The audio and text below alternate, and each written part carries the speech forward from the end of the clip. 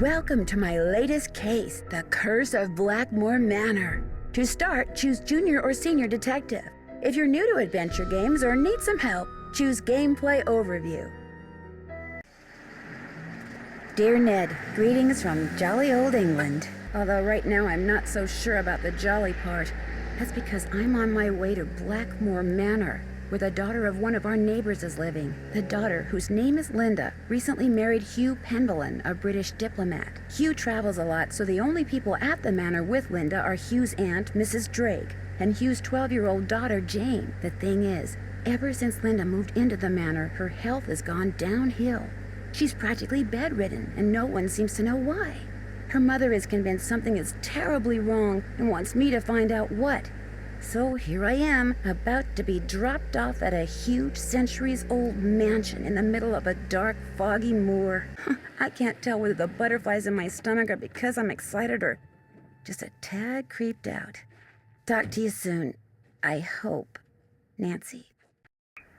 Night, miss, and good luck.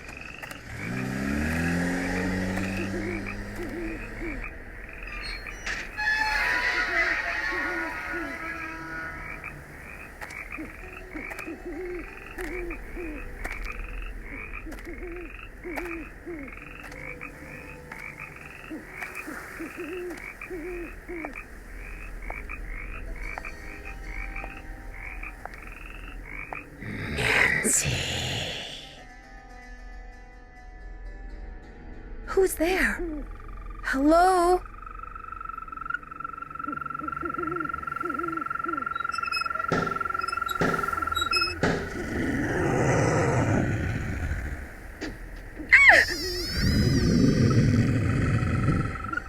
There's something out there! Where, child? Over there! I mean, something was out there. Come in.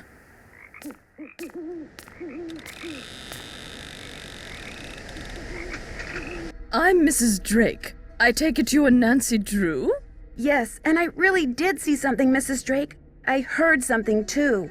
Oh, people are always seeing and hearing things on the moor at night, especially you Americans. Why don't you just go on up to your room? It's the one with the moon on the door. I'd like to see Linda, if I could. I'm afraid Linda is, not quite ready to meet with you just now. But please, come see me after you've unpacked. I'll be in the conservatory. All right, thank you.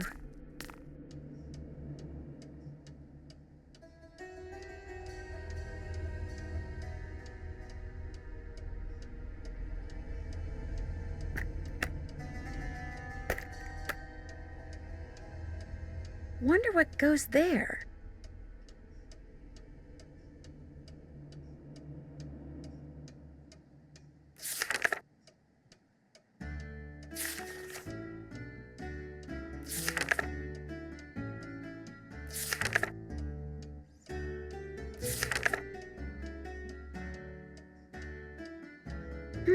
A tripod. For a camera, maybe?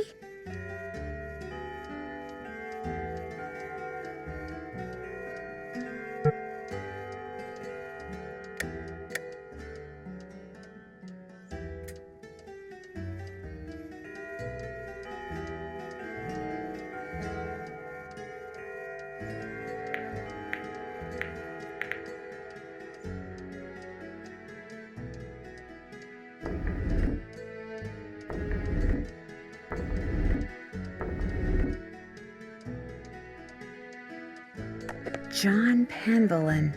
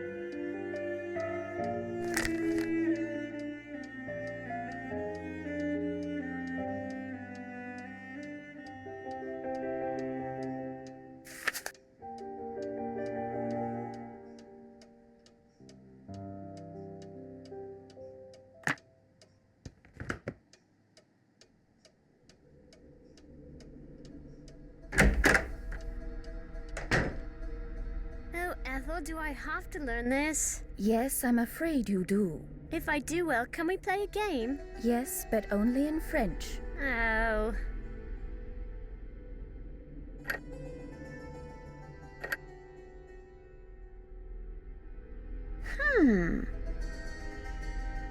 Oh, forget it.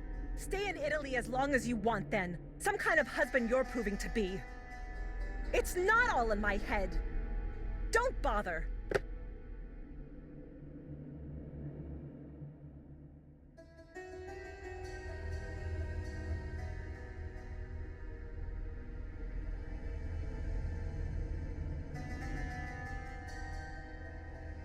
I can't leave Blackmoor yet.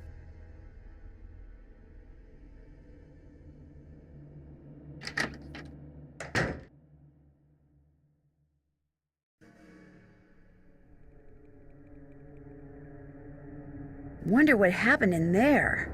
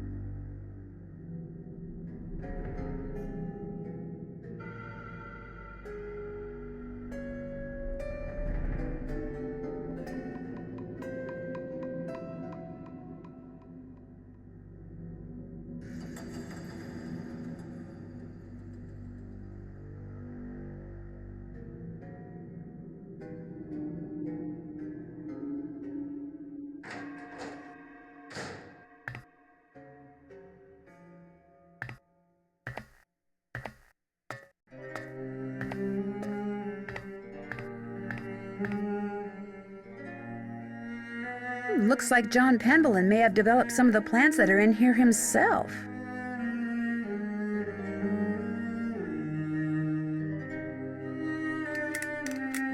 Doesn't work.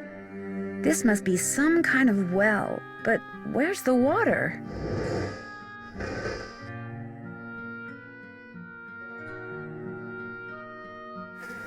A carnivorous plant. Cool.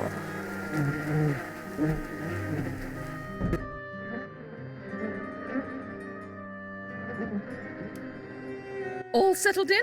Good. I'm happy that you're visiting Linda, but I know how much you teenagers like your televisions and loud stereos, so I must insist that you act respectfully and civilly while you stay with us. Since my nephew Hugh is away on business, I am in charge of this household. And if there's one thing I cannot stand, it's noise. Hugh's daughter Jane is staying with us and would very much like to meet you, but please try not to distract her. She has her studies and mustn't be disturbed during her lessons. I'm concerned about that thing I saw outside. It was purely your imagination, unless you saw a stray dog. But I will not countenance any histrionics about this issue. We have enough to worry about with Linda. And please do not get any ideas about going outside to investigate. I do not want you tracking mud all over this house. What is Jane studying? What every British schoolgirl needs to know. All of her schooling in the States has left her with, shall we say, a cultural deficit. She's in capable hands now. Is she privately tutored? Yes, she is. just as all Penvellyns before her. Ethel Bossany comes from a long line of tutors that have taught many generations of Penvellyns. Now, please, I really do not have time to entertain you. You may have the run of the house, but do not break anything, and refrain from mucking about with items that aren't yours. 2 rules Jane seems incapable of following. And before I forget, our kitchen is being remodeled, so our dining situation is rather unorthodox. I've made arrangements with a local restaurant to deliver meals to us. There should be a programmed number for them on the phone in your room. Feel free to order whatever you'd like. This conservatory is very beautiful, but why isn't there any water in the well? I'm not quite sure. We never really used it, but it was always full of water. That is until my brother died. And then it just dried up. Most of these plants were brought over by my grandfather. He was quite the adventurer. I remember when he brought back Lulu from the Amazon. At first, Mother wouldn't allow us to play with it because it had picked up too many unsuitable words from sailors. But it gradually learned proper manners. Who is Lulu? Lulu is a very old parrot. She must be over 80 years old. Please be very careful with her, especially if you feed her. Parrots have quite delicate constitutions, you know. This place must have quite a history. Where can I learn more? Go see Nigel in the library. He's going to write a book about our family history. Goodbye. Run along.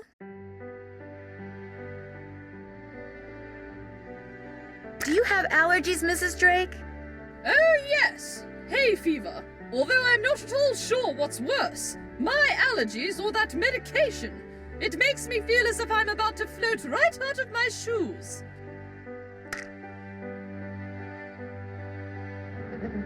Who's hungry? Who's ready for some nummies? Did you say something, Mrs. Drake? Not to you, dear.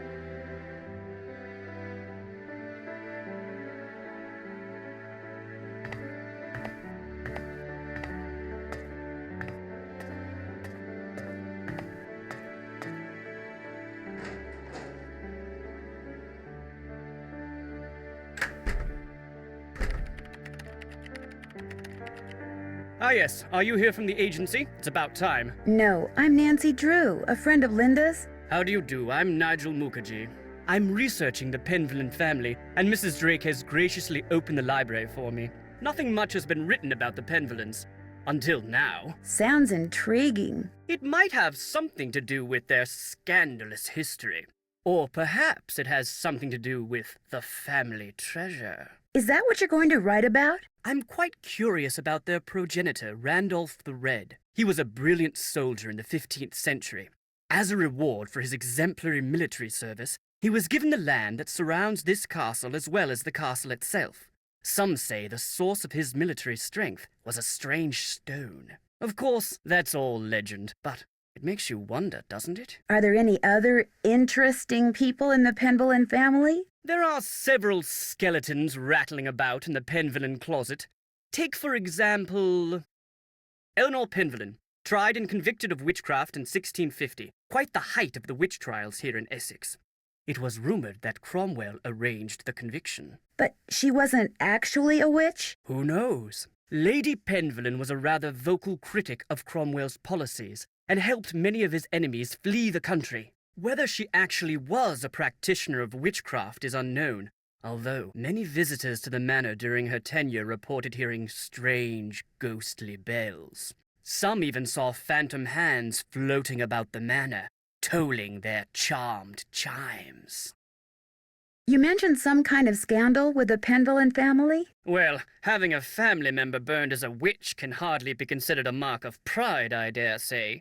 And then there's the whole business with the Blackmoor beast. Blackmoor beast? It's a story that's been told for generations out here. During the 1600s, many of the villagers reported seeing a strange beast with red eyes and giant fangs prowling the moors. They asked the mistress of Blackmoor Manor, Eleanor Penvellyn, to put a bounty on the beast's head. But, oddly enough, she not only refused, she forbade anyone from hunting the creature. It was rumored that the beast was Eleanor's husband, whom she had cursed for finding out too much about the Penvellyn secret. When I was walking up to the house, I saw something with red eyes that called out to me. Really? How extraordinary. Are you sure it wasn't just jet lag? Positive, and I heard it make this kind of growling sound. Perhaps it was the cursed husband of Eleanor Penvellyn, prowling about the moors in search of lost Yanks.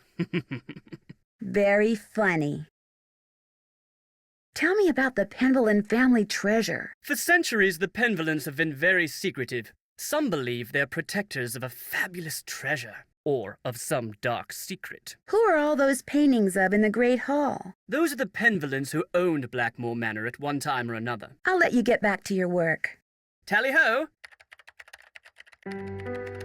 Fascinating piece, isn't it? James Penvellyn sculpted it in 1591, although it appears that wand was added at a later date. He was quite a flamboyant figure and never married, but one day, a child appeared quite mysteriously in the castle, and he took her in as his own. That was Eleanor, and many of the townfolk believed her to be a changeling or fairy baby.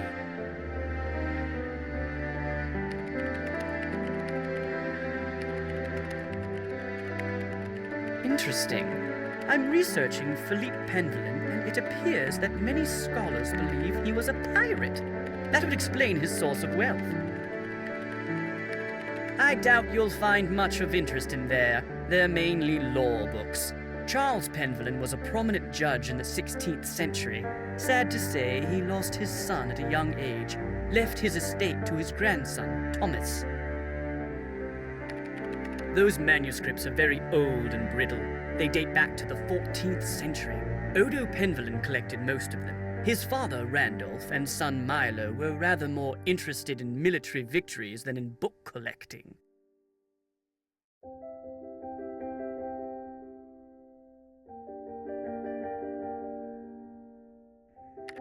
Those are mainly Penelope Penvellyn's collections of French novels. She was a patron to a raft of artists, and her salon was quite popular.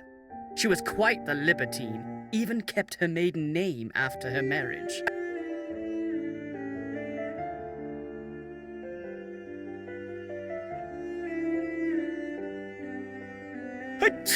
À tes souhaits. Merci. I couldn't quite track the provenance of that piece, but Philippe must have brought it back from the New World. He became quite wealthy as a merchant in the Americas and restored Blackmoor's original splendor after it had been abandoned for years. His daughter Penelope continued the renovation, commissioning the construction of this library by Roger Vizier, who built a similar one for the French general Jean Leboeuf.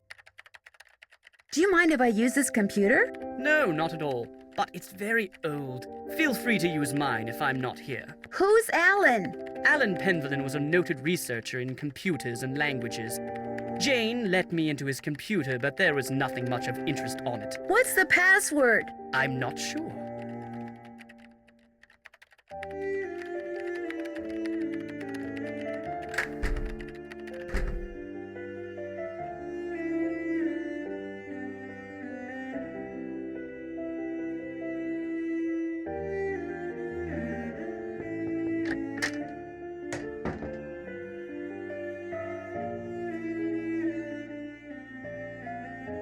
Linda?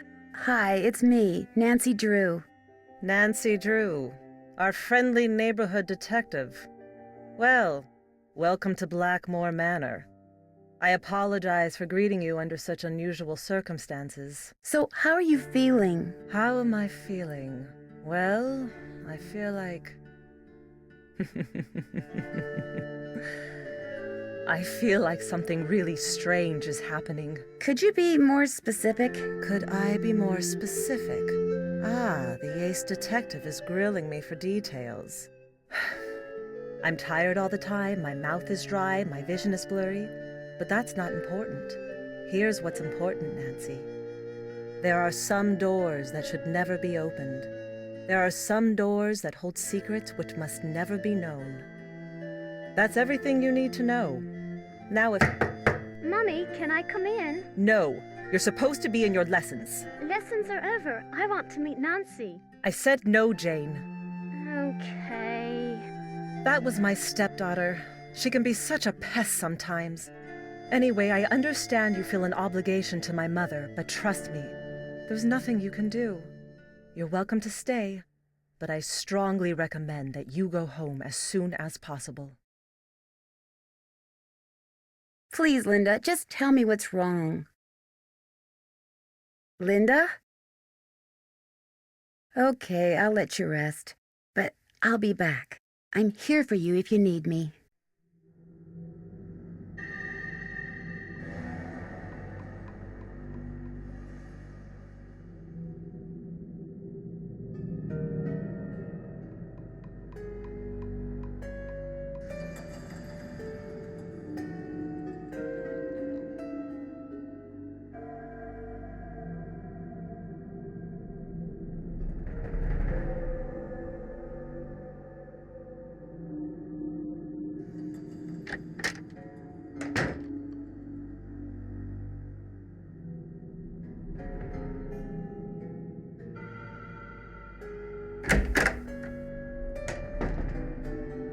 Hi!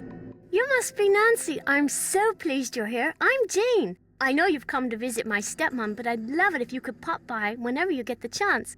Oh, we'll have such fun. Let's play a game. Sure, Jane. What would you like to play? Let's play this card game I found in your room. Actually, it's Bridget's room. I mean, it used to be her room. I mean, she died like 300 years ago. You can see a painting of her in the Great Hall. She's the one with the telescope. Okay, so you have to match up a pair of constellations. I made all the matches in 40 tries. Try to beat my record.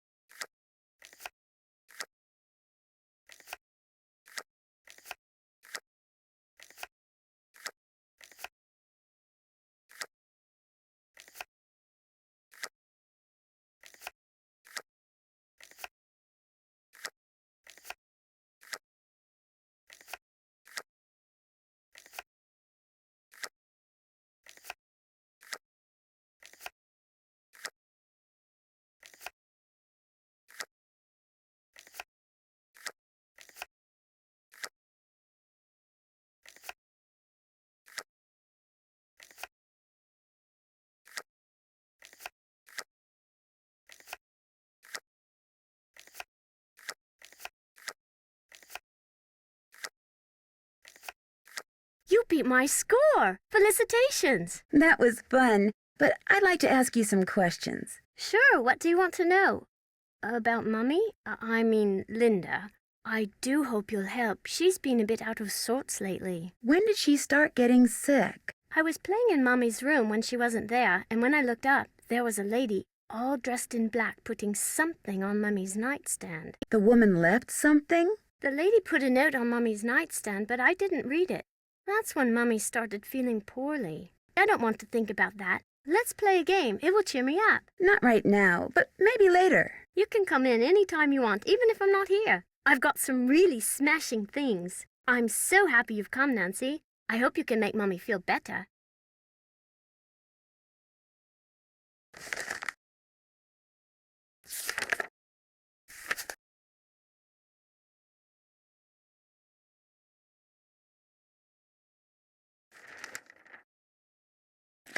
Nigel gave that to me when I was in the library once. I think he was hoping it would scare me, but it didn't. I'm too smart to believe in that sort of stuff.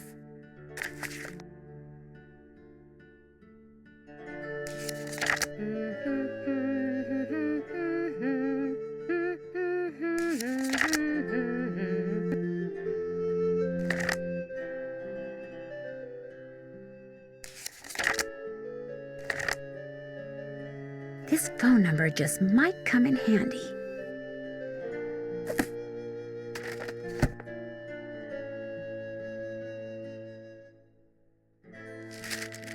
That's my family tree. Ask me anything about anyone. Go on, ask me. Tell me about Randolph. Randolph the Red, so named for his bright red hair, was considered a hero at the Battle of Poitiers. For his heroism, King Edward III awarded him with the lands in the region called Penvellyn. That's how we got our name. Odo, that's an odd name. Yeah, he isn't very exciting, really. Like farming and cows. His son Milo is much more interesting. What about Milo? Milo inherited not only his grandfather's red hair, but his military prowess. Milo was instrumental in the siege of Caen and was awarded even more lands by Henry V. And Hugo? He had a lot of kids, and his dates were 1401 to 1466. Tell me about Albert. He was very mysterious, and the people of Blackmoor were afraid of him because he knew all these scientific things. No one knows much about him, though. Tell me about Edmund. He was into cows. He did a lot of breeding of cows and sheep and got some kind of award from the king. Who was Charles? Charles was a famous judge and wrote very important books on law. But his boy, Garrett, drowned while he was really young. Who was Gillian? She married the Duke of Ballingsford, but she stayed at Blackmoor to raise her son Thomas, who inherited the estate when his grandfather Charles died. Tell me about Thomas. He was Charles's grandson and wrote a lot of poetry. He also had 3 wives, Catherine, Anne, and Mary, but not like at the same time. They died and he just remarried. Who's James? He never married, but one day, when he was very old, a baby was found at the doorstep to the manor. He took her in and raised her as his own. That was Eleanor. What can you tell me about Eleanor? Just that she was burned as a witch, but it wasn't true, and her father, James, died when he saw her die. And then the family fled to France. I don't want to talk about this. Who was Edward? He lived in France with his father, Le Comte de Roquefort. He was very interested in languages and translated books from Greek and Latin. Tell me about Corbin. I don't know. He doesn't have a coat of arms in the Great Hall because he didn't live here. Wasn't even a British subject, that's all I know. And Philippe? He made a fortune in the New World and bought back most of the lands that were confiscated by Cromwell. Who's Penelope? I don't know much about her except that she was very loved by practically everyone in England, and there were 1 million poems written about her. If I have a boyfriend, I'd never let him write a poem about me. Blech. Tell me about Martha. She was completely daft. She'd wear really bizarre outfits, and she was one of the first women to ride on a steam train. Tell me about Brigitte, the one born in 1759. She never married and was bonkers for astronomy. She adopted her sister's son, Richard, who later got killed at Waterloo. Tell me about Richard. He died in Waterloo fighting against Napoleon. Tell me about Edward, the one from the 19th century. He was a big explorer and went all over the world. He wasn't very close with his son, who was also an explorer. They'd only see each other by chance in weird remote places like Samarkand and Walla Walla. Who was William? He was an explorer just like his father. He was kind of a whiner, so I heard. Who was John, the one who was born in 1873? He was this huge naturalist and did a lot of exploration in the Amazon. I think there's a plant named after him. Or maybe a monkey, I forget. Who was Malachi? He was a doctor of medicine and did a lot of research on icky skin diseases. Happily, I'm blessed with perfect skin. Who was Alan? He was my grandfather, but I didn't know him because he died when I was little. I guess he was nice.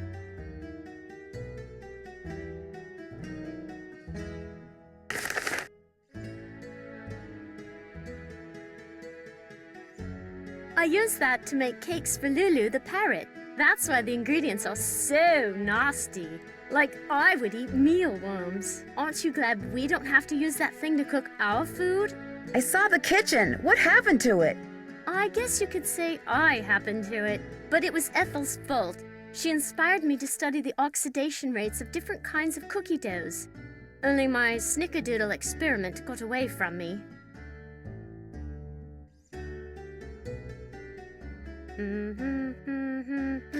Who's this?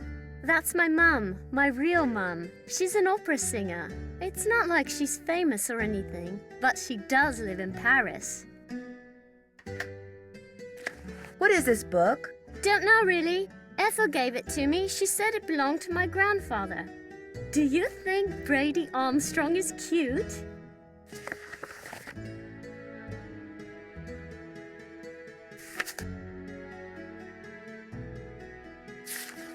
Each of those cups seems to be associated with a Roman numeral.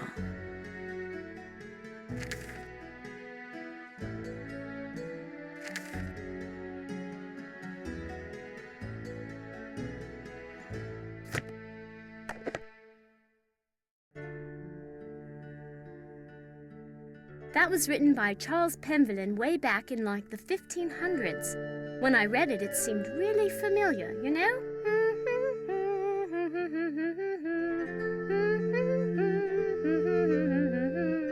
As the moon rises upon thee, fear not, but draw upon the strength of absent friends and toast to their memories and happiness and wonder. With the stalwart heart of a knight, let charity be thy guiding angel.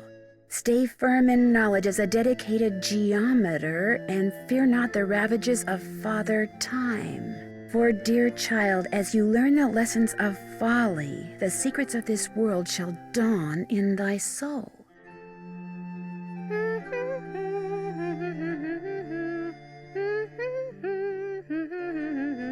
I totally love that show. Isn't Brady Armstrong so dreamy? Total hottie. Looks like you're learning some interesting stuff. Bet you wouldn't say that if you were the one who had to learn it.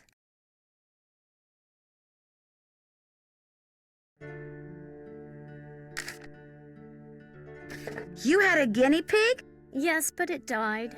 When? I don't know. I'd really rather not think about it, all right?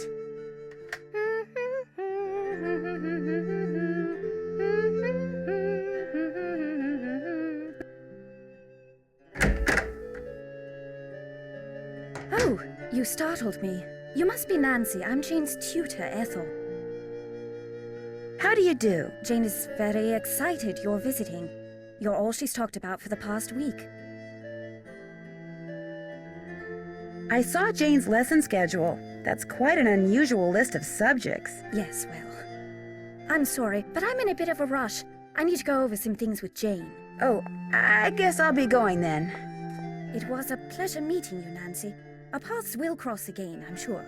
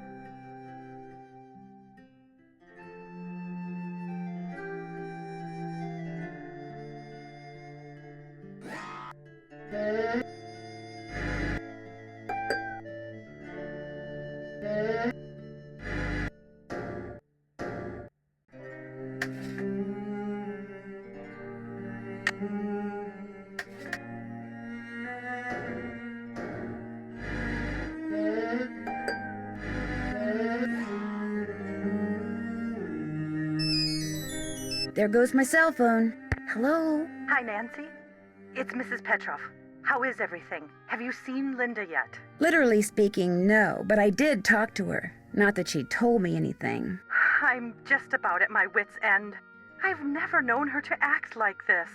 The last doctor that examined her said that aside from a little dry skin, which is not unusual for her, she was perfectly fine. Why is she hiding behind that curtain? I have no idea. When I was out there last week, I got fed up and pulled the curtain back. She threw a fit, but otherwise she looked absolutely normal. A little pale, perhaps, but who wouldn't be pale, cooped up like that? Something has changed her. Something in that house. Hugh is just as bewildered and upset by her behavior as I am. Please get to the bottom of this, Nancy. You're our last hope. Where is Hugh? He was called to Rome. As a diplomat, he's always being called out of the country without warning and without any say in the matter. He'd much rather be there with Linda, although what? It's just that Hugh said it hasn't been very easy for him to talk to her lately. Whenever he calls, which is at least once a day, Linda always seems to fly off the handle for no reason, which doesn't make sense. Linda has always been extremely level-headed and even-tempered. She never gets angry. At least she didn't used to. Who exactly is Mrs. Drake? She's Hugh's aunt. She's taken care of Blackmoor Manor ever since her brother died. He was Hugh's father. She's a bit of a character. In what way? The way she spends all her time in that conservatory, slouching around, trowel in hand, murmuring to herself. You'd think she was burying something. Or somebody. Goodbye, Mrs. Petrov. Goodbye, Nancy. Oh, one more thing. My niece is on call and her husband's out of town, and I told her I'd go over there and babysit if she had to work. So if you call and I don't answer, that's why. Bye.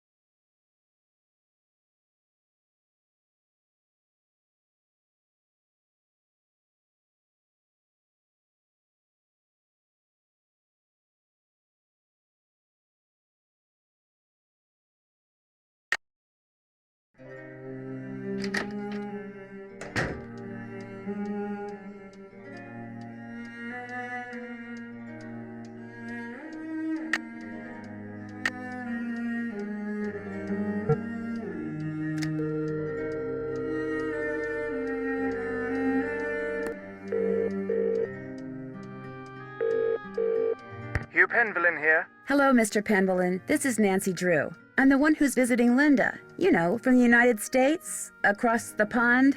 Yes, of course. Are you at Blackmoor? Yes, I am, and I've talked to Linda.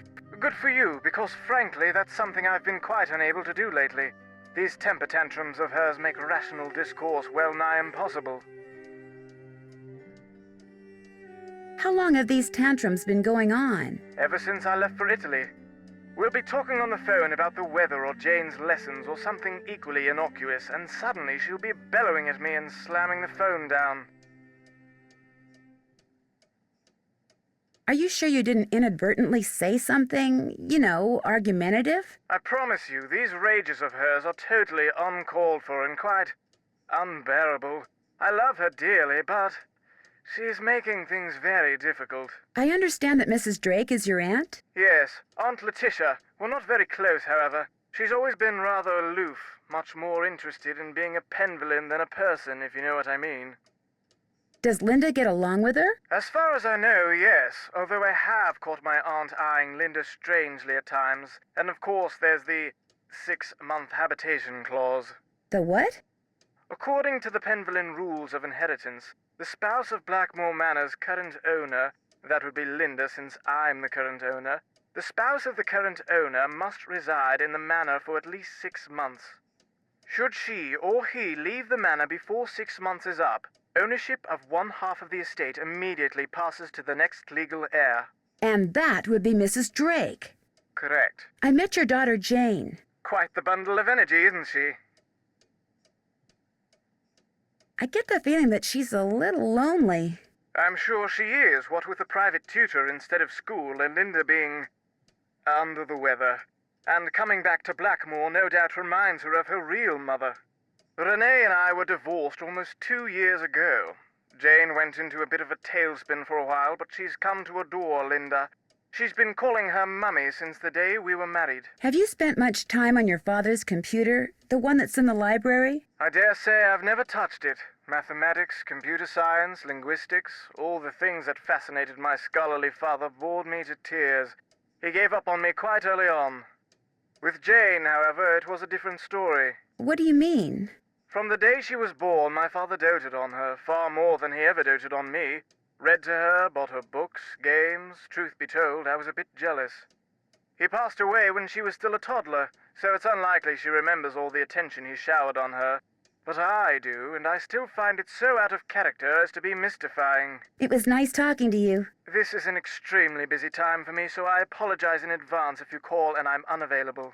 I understand. Good. Cheerio.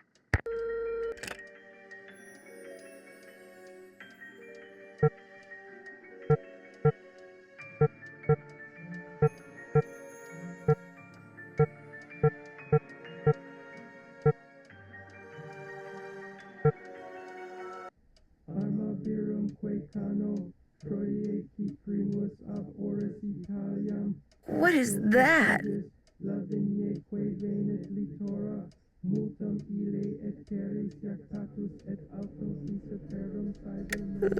Maybe I'd better have a look around.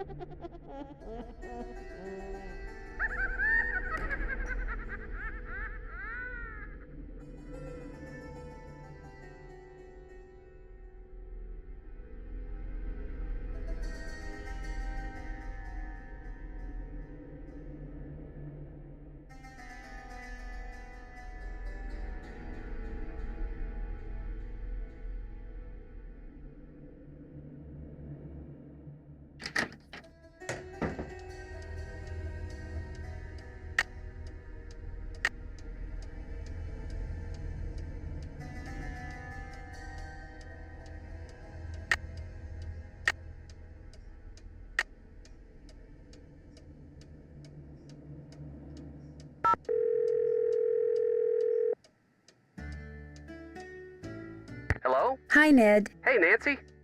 What's going on? Let's just say that so far your call is the high point of my day. So how's Blackmoor Manor? A little on the spooky side. How's Mrs. Petrov's daughter? A little on the spooky side. Which means? It's just very strange. She stays in bed hiding behind this curtain all day. Do you have any idea what the deal is?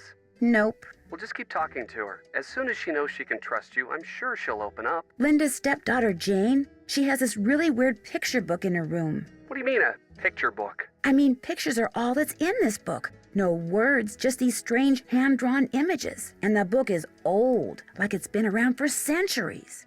Drawings, huh? Maybe it's some kind of an ancient instruction manual. You know, for people who didn't know how to read. Could be. When I asked her about it, Jane said her grandfather gave it to her. And then what?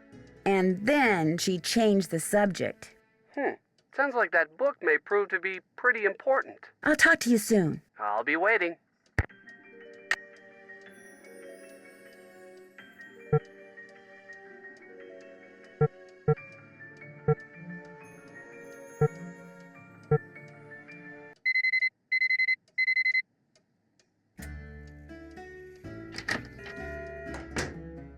What's that? Again. He was Randolph's grandson and the first initiate. Odo did not have the proper qualities for Randolph's instruction. Because he was stupid. No, Jane. It's because Randolph believed that the proper qualities skip every generation. We talked about that, remember? I guess. Milo was a great soldier, just like his grandfather. And with his grandfather's help, He was victorious at Caen. That was a battle fought in 1417 during the 100 Years' War. That's right. But I don't understand something. The 100 Years' War lasted longer than 100 years, right? So why do they call it that? Why don't they call it the 116-year war, huh? Oh my, look at the time. We need to go over your geometry. Please open your book to page 46 and read silently.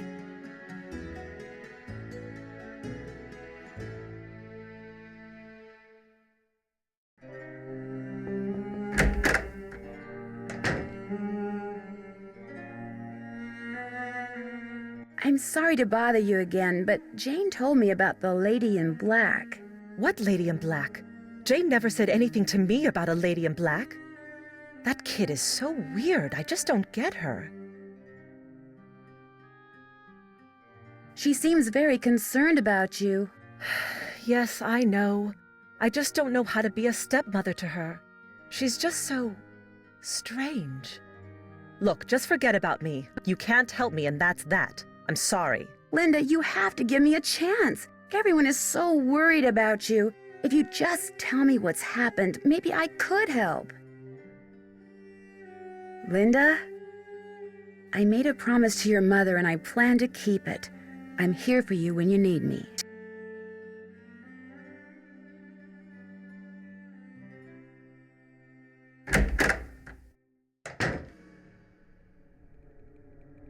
This must be Mrs. Drake's room.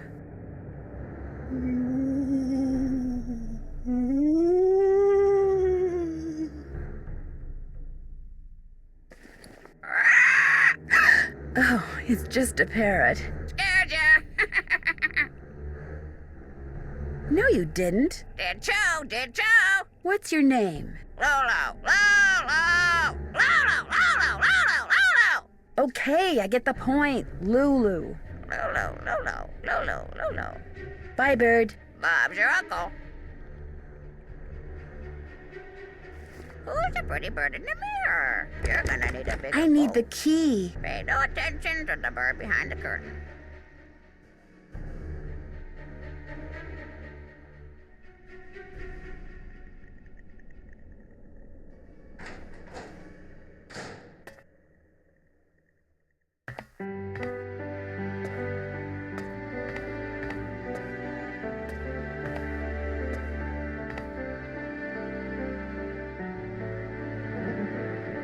Yes? The picture book in Jane's room. Do you know much about its history? My brother Alan found it somewhere in the house. He was quite fascinated by it, but he'd never let me look at it. What was your brother Alan like? He was quite remarkable. He taught linguistics and computer science and won many prestigious awards. He loved games, especially pranks, and was forever tinkering with this and that. I do miss him sometimes, but now he's gone. He died a month after my husband passed away, and ever since I've been here all alone. Until Hugh came back from the United States, that is. Do you know what the password is for the computer in the library? No, that was my brother's toy. Goodbye. Run along.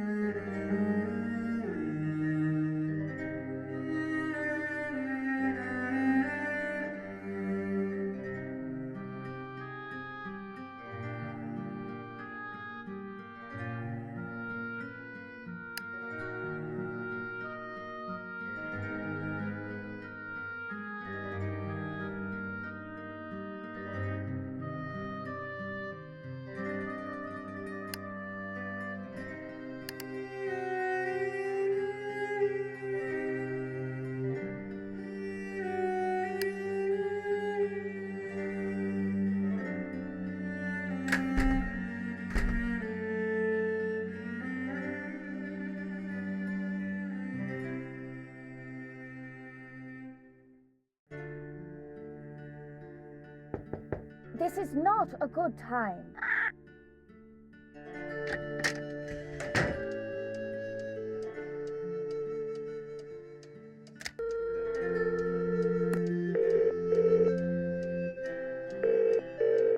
Sorry, chum. The Boar's Head pub is closed.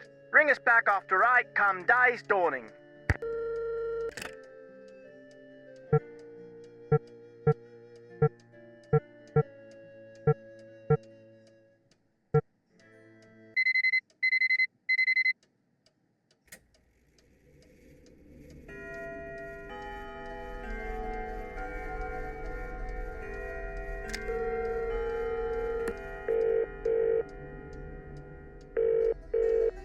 Boar's Head pub, this is Tommy. Hi, this is Nancy Drew. I'm supposed to call you if I want some food. Right. Nancy Drew, out at the old Blackmoor Manor, are you? You must be Hank Marvin up there. Pity about your kitchen, but we'll fix you up for some Becks and posh. Just tell me what you'd like. Okay. What do you have? We've got some loop-de-loop, bangers and mash, a real fine pinky and perky, and a delicious dog's eye, me fork and knife, just rubber-ducked. Hello? Could you repeat that? Sure, we've got some loop-de-loop, bangers and mash, pinky and perky, and a dog's eye, and they're all Robin Hood. I'd like some pinky and perky, please. Good choice. Uncle Fred and Johnny Rudder? Okay. All right then, we'll come round and leave it at your Rory. Oh, and we've got no hot potato about, so it may take a bit, but we'll have it up to you in no time. Fish and taters.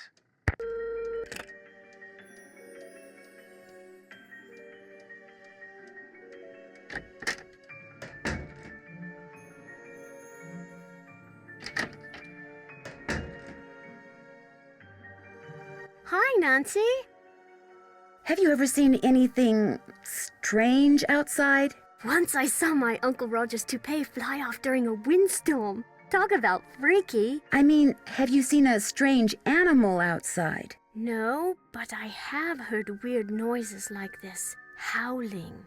But not like a dog howling, more like something human. I don't want to think about that. It's scary enough having to live in this gloomy place. Do you think there's a treasure hidden around here? I highly doubt it. I mean, if there were, wouldn't someone have already found it? When I asked Ethel about it, she said that it's the Penvellyn name and heritage that should be treasured. Blech. Do you know what the password is for the computer in the library? Yes, but I won't tell. Not unless you beat me at Skull and Bones. My friend Hulga bought this for me. It's like Go Fish, but you have to collect 3 of a kind of weird things like zombies and ghosts. You go first. Do you have any bones? Here you go. Do you have any bats? Dig. Do you have any zombies? All yours. Your witches, please? All yours. Tombstones? Go dig. Do you have any coffins? Go dig. Do you have any zombies? Afraid not. Do you have any haunted houses? Nada. Your witches, please? Afraid not. Do you have any ghosts? Here you go. Do you have any bats? Here you go. I got a match. Do you have any bones? Dig. Your witches, please? Sorry. Do you have any coffins? Nada. Do you have any skulls? Get out your shovel. Do you have any tombstones? Here you go. Do you have any haunted houses? Go dig. Do you have any zombies? Afraid not. Do you have any bones? Sorry. I got a match. Would you happen to have any ghosts? All yours. You got a match. Good for you. Do you have any skulls? You're going to have to go dig. A match? You're doing great. Do you have any tombstones? Sorry. That's a match. Do you have any spiders? You're going to have to go dig. A match? You're doing great. Do you have any coffins? Here you go. I got a match. Do you have any tombstones? Dig. I got a match. Do you have any spiders? All yours. Do you have any skulls? Sorry. A match? You're doing great. Do you have any spiders? I win. You won. Good job. Okay, the password for my grandfather's computer is on his coat of arms, plain as day. The lady in black you saw in Linda's room, did she look like anyone you know? Like I said before, I couldn't really see her face, but she was kind of dressed like the lady in the Great Hall. Which lady? Eleanor. I know it sounds weird, that's why I didn't want to tell anyone. It's too creepy. Sometimes wonder if I just dreamed it all up. Mrs. Drake is always saying I have a rampant imagination. Have you ever heard anything strange at night that sounds like chanting? No. I should get going. Come back soon.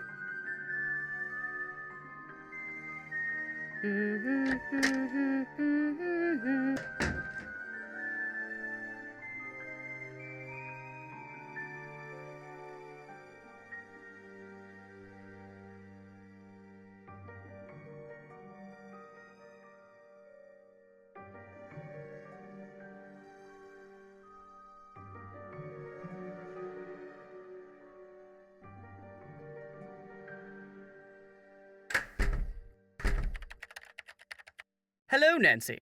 Have you seen any ruins anywhere in the manor? You mean like Norse runes? No, I haven't. I don't really know much about them anyway. Dead languages aren't really my bag, you know. I'll let you get back to your work. Goodbye.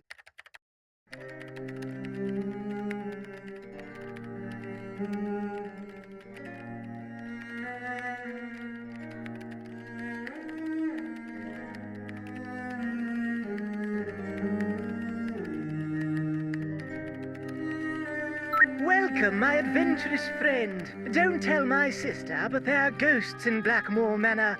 13 of them to be exact. The problem is they're very shy, so they only come out when it's very late at night, usually just after midnight, and even then they only show up in quiet places, like the Great Hall, and the hallways and the conservatory. What's worse, they'll only come out for a very short period of time. But if you can find and touch all 13 ghosts in the time you're allotted, come back here and I'll give you a prize, one which I guarantee you'll enjoy. So who's ready to go on a ghost hunt? Oh dear, my watch tells me that the ghosts are not likely to show up right now. Come back between midnight and 4 a.m. Farewell till then.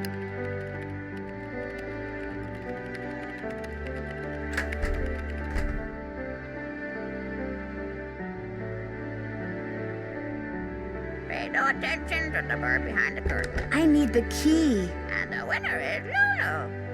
Polly is a stupid bird. Polly is a stupid bird. Hello. Ah!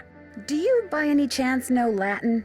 Quiste rogavit, bene vidi vici, semper ubi sub ubi, morituri status. I'll take that as a yes. Would you mind translating something for me? Fire away.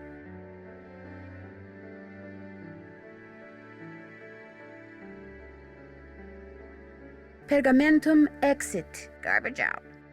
Bye, bird. Ale, bye-bye. And the winner is Lulu.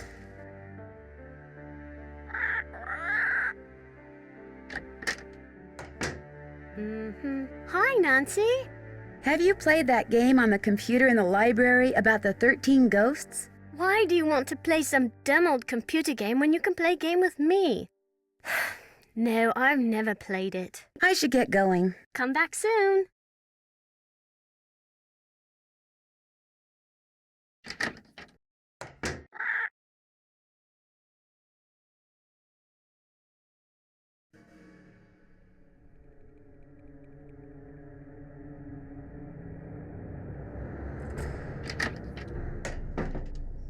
That must be the food I ordered. Looks like Pinky and Perky is turkey. I knew that. This smells delicious.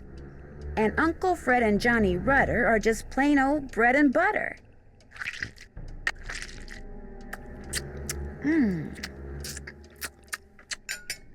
That was really good.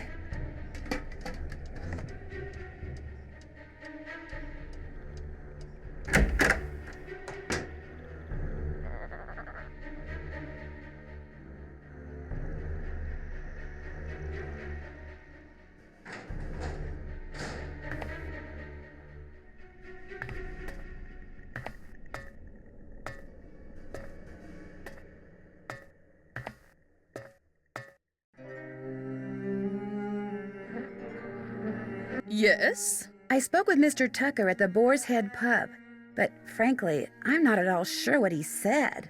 Yes, his language is quite colourful, isn't it? He's Cockney, you see. My brother Alan and I loved to make up Cockney rhymes when we were young. We'd drive our governess quite batty. Haven't got a pot of glue, haven't got a pot of glue. Ha! How we teased her. Pot of glue? A clue, dear. Haven't got a clue. Rhymes with glue, you see. Goodbye. Good day.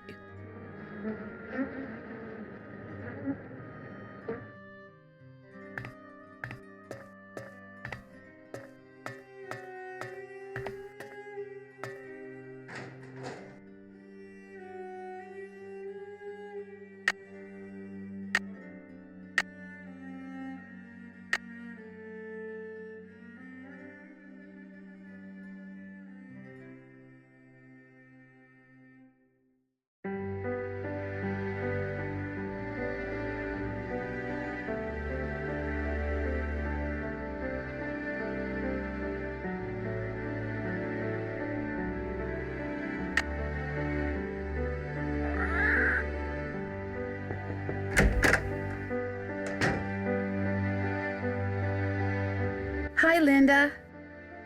Nancy? I can't believe you're still here. I thought for sure that... Maybe you can help me. What did the lady in black leave for you on your nightstand? All I know is I've awakened something in this house. Something that refuses to rest. Refuses to rest? One day after Hugh left for Rome, I inadvertently discovered a secret passageway. I started to explore it. And pretty soon I found this really old-looking message etched into the wall. When I read it, I realized it was some kind of ancient curse. I tried to laugh it off, but it was kind of unnerving.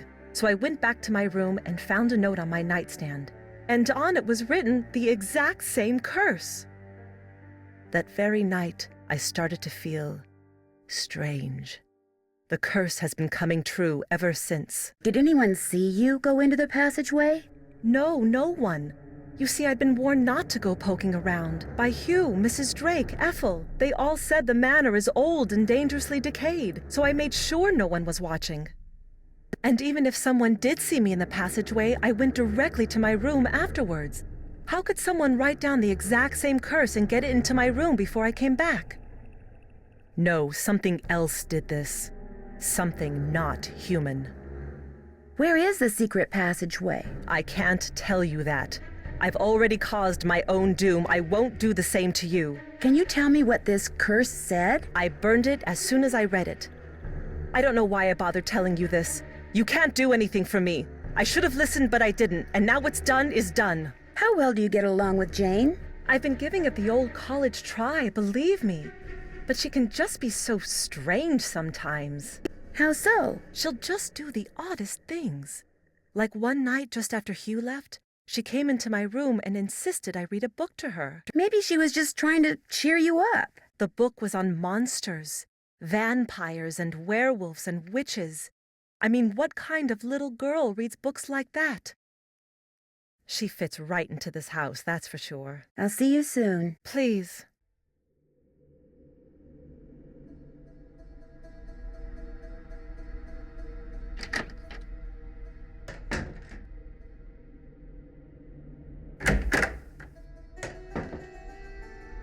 Hi, Nancy. Do you know of any secret passageways in the manor? I found one, but all it did was lead to this funny picture. Do you think you could show me where the passageway is? Wouldn't you rather play a game with me? I'm so bored. If I play a game with you, will you tell me where the secret passageway is? Okay. I got this at this really neat museum in the States. It's supposed to be an original Maya game, but don't worry. You don't have to, kill people or take their hearts out or anything. It's really easy to play. You roll the corn and move your warrior the number of dots on the corn. If no dots, then you get to move 5 spaces. You get 2 turns, but you can pass on your second turn. You just keep on going down this track, and you can capture my person if you land on him. Whoever gets all the warriors wins. I'll be blue. Here we go.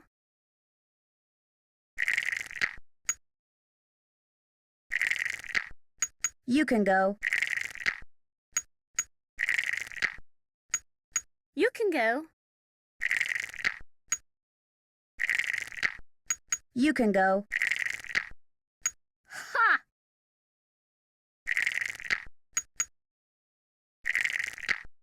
You can go.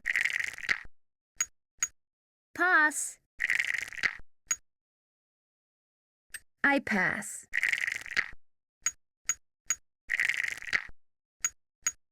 Your turn. Your turn. You can go.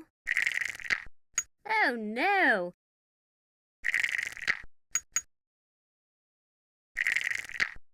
You can go.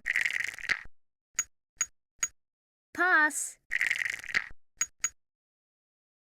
I pass. Pass. You can go. Pass.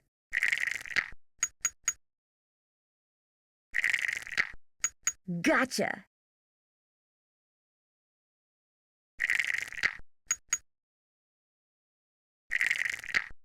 Your turn. Pass.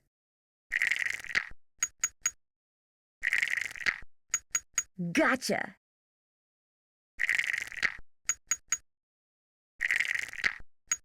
You can go.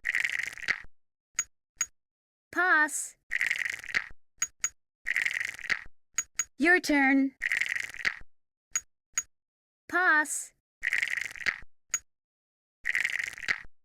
Your turn. Pass. Gotcha. You lucked out that time. Okay, I found the secret passageway in the East Hall. That's the hall with the coat of arms on the door. But it's not a very exciting secret passageway. You're going to be totally bored. Wouldn't you rather play a game with me instead? The East Hall is locked. Do you know how I can get in it? My great-aunt took the key. She probably thought I'd break something in there. But I found another one. Here, you can keep it if you want. I should get going. Ta-ta!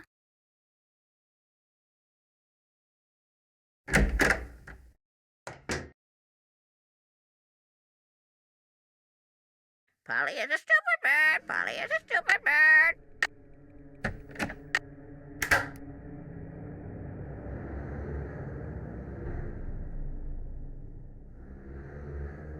The hands move.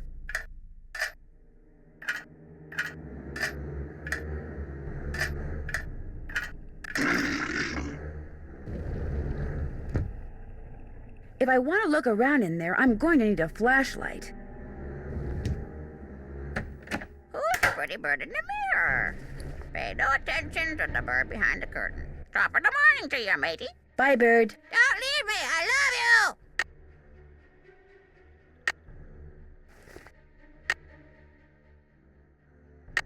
Pay no attention to the bird behind the curtain.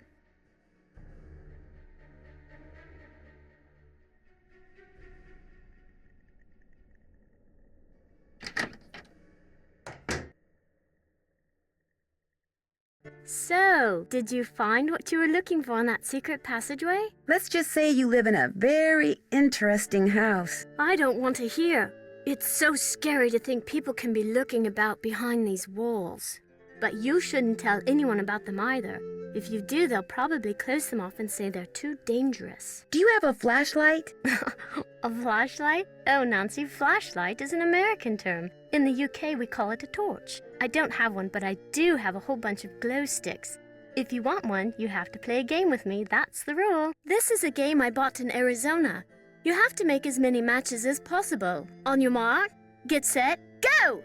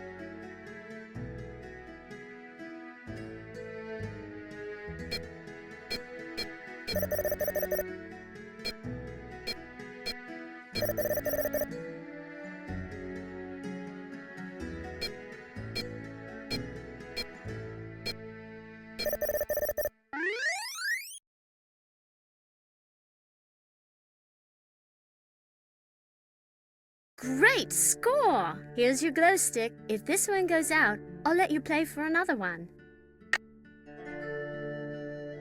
I should get going. Ta-ta!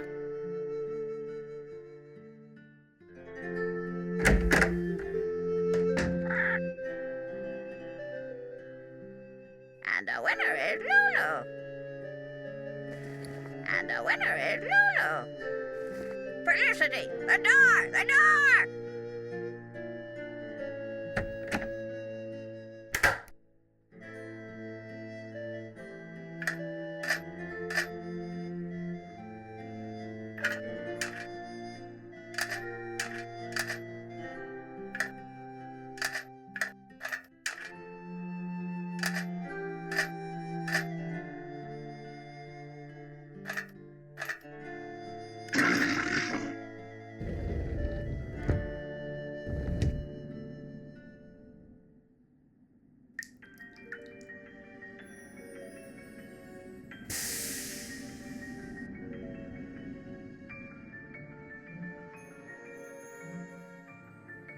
That doesn't look like a curse.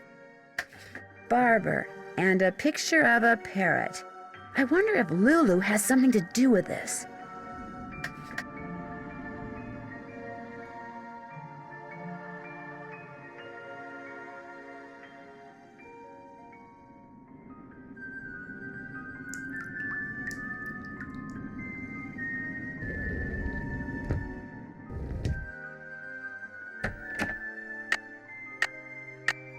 Felicity, the door! The door! The time has come for... Uh-oh, not good. Stay away! Stay away! Lulu, it's me. You don't have to be scared. Behind you! Don't look! Don't look! You're just playing a joke on me, aren't you? Don't look! Don't look! I'm not falling for that. There's nothing there, Lulu. Nothing there. Fooled ya. Does the word barber mean anything to you? What's the magic word? I have no idea. Lulu, what magic word? Magic word, magic word, magic word. A deal's a deal. The word annoying comes to mind. Ding! Sorry, that is incorrect. Magic word, magic word, magic word. A deal's a deal. Okay. I guess I'll go try to figure out what the magic word is. Cheerio. Polly is a stupid bird. Polly is a stupid bird.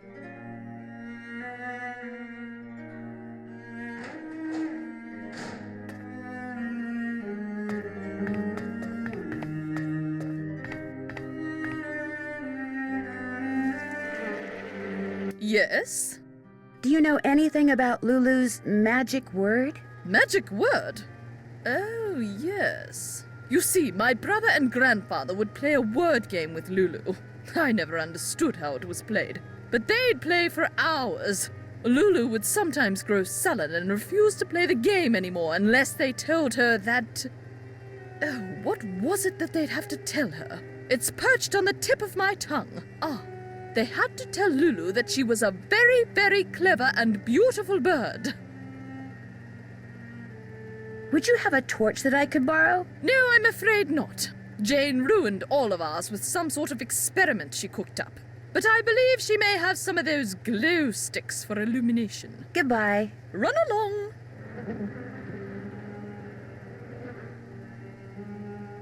A spot of fish fertilizer.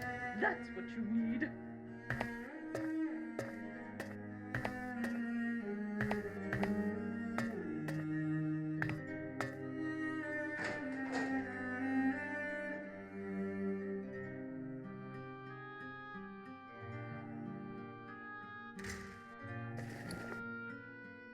Hello. I know the magic word.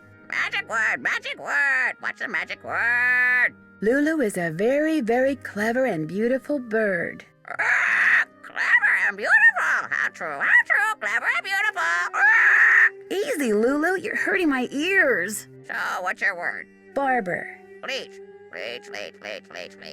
Bye, bird.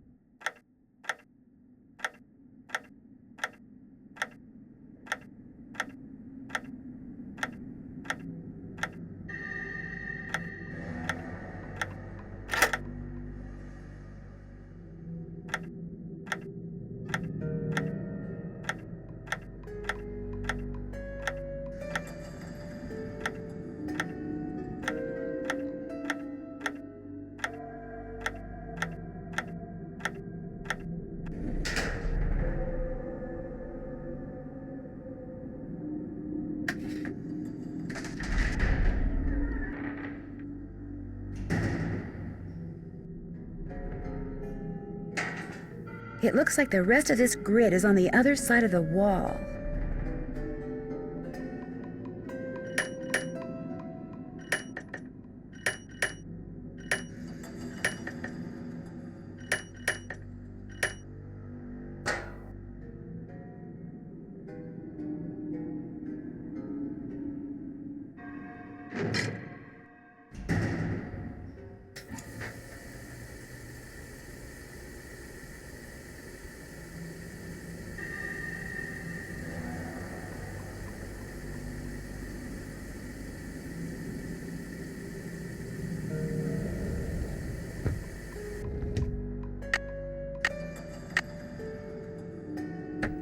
Who's a pretty birdie there? You gave me such a fright.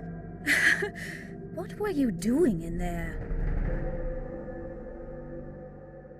I was looking at the artifacts. They're quite intriguing. Oh, I see. Well, I didn't realize you were so interested in the treasures of Blackmoor. Do you think there is treasure hidden somewhere in the manor? No, not at all. At least, not the treasure you're probably thinking of. The Penvellyns have lived here for centuries. The house resonates with their presence.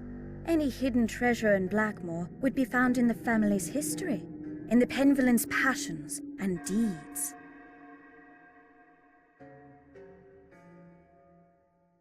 What you're teaching Jane looks pretty rigorous, but interesting. I believe young people need to have a well-rounded education and learn what every other Penvellyn should know. Have you seen the book in Jane's room called the Mutus Liber? Yes, the silent book.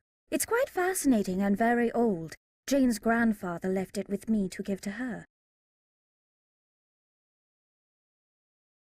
It almost seems as if it's telling some kind of story. Yes, but a long-lost story whose meaning will probably never be understood.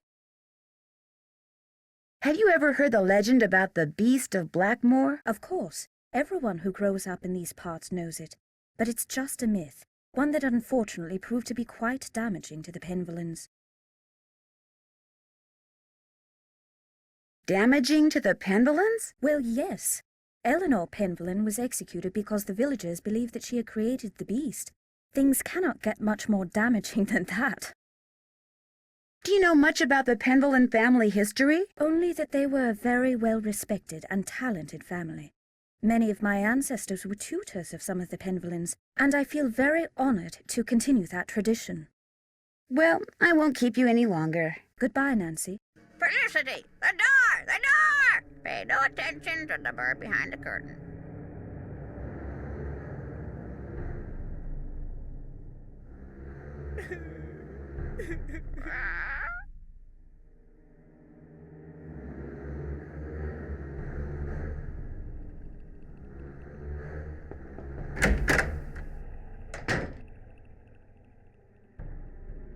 Linda, I found the secret passageway.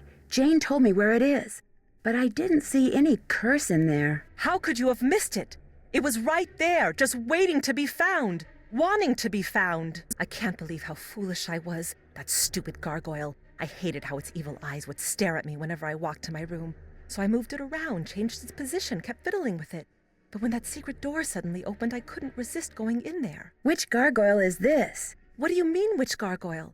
I thought you said you found the secret passageway. So there's more than one. Linda, I think someone's trying to scare you off. I think they thought you were getting too close to something that's hidden in this house. You're right. I did get too close to something. That witch that was burned at the stake. She's cursed me, and she's probably cursed you too. I'll see you soon. Goodbye.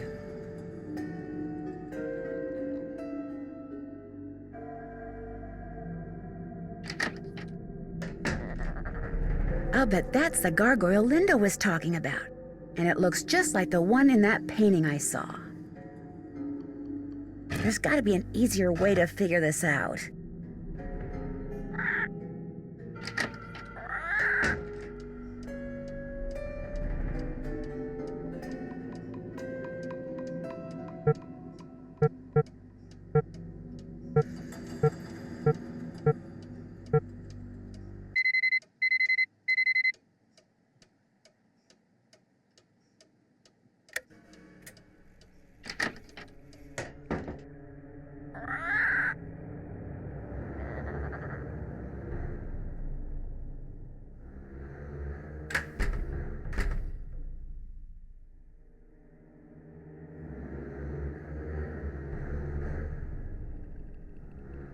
So who's ready to go on a ghost hunt?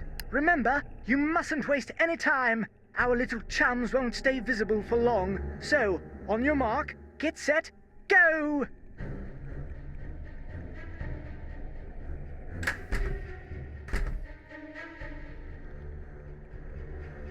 Got one.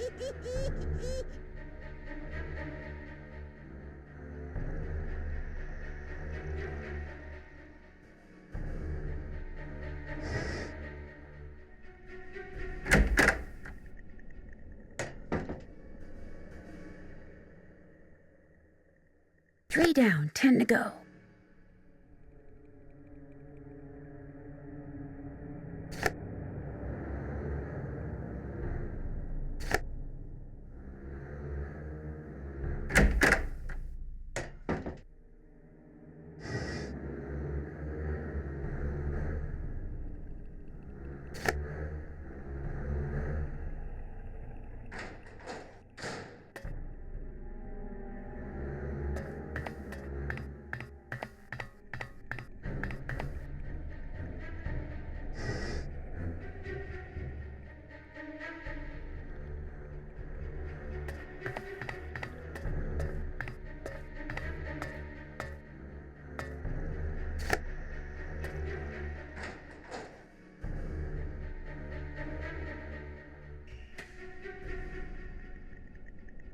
Ten down, 3 to go.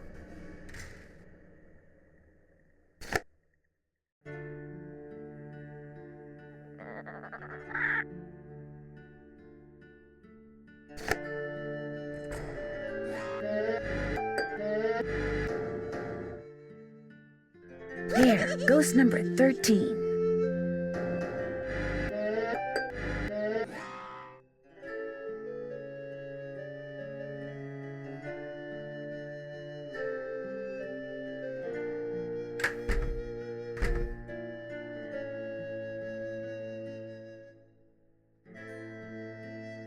Congratulations! You're one of the few people who have seen the 13 ghosts of Blackmoor Manor.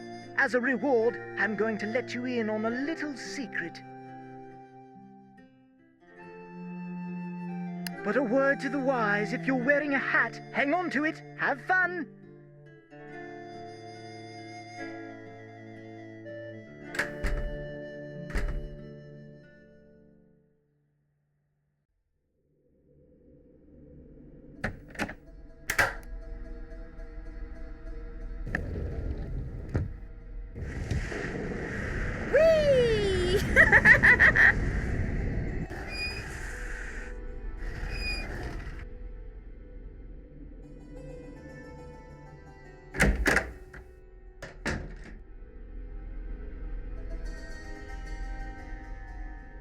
I could try to hit the bullseye I saw when I went down that slide with a cricket ball.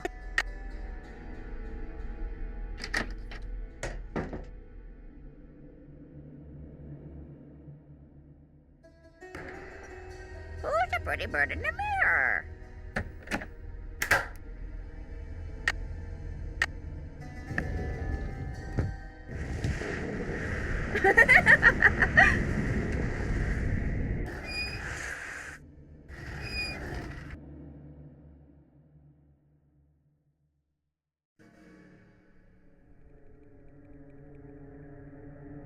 And the winner is Lulu. Pay no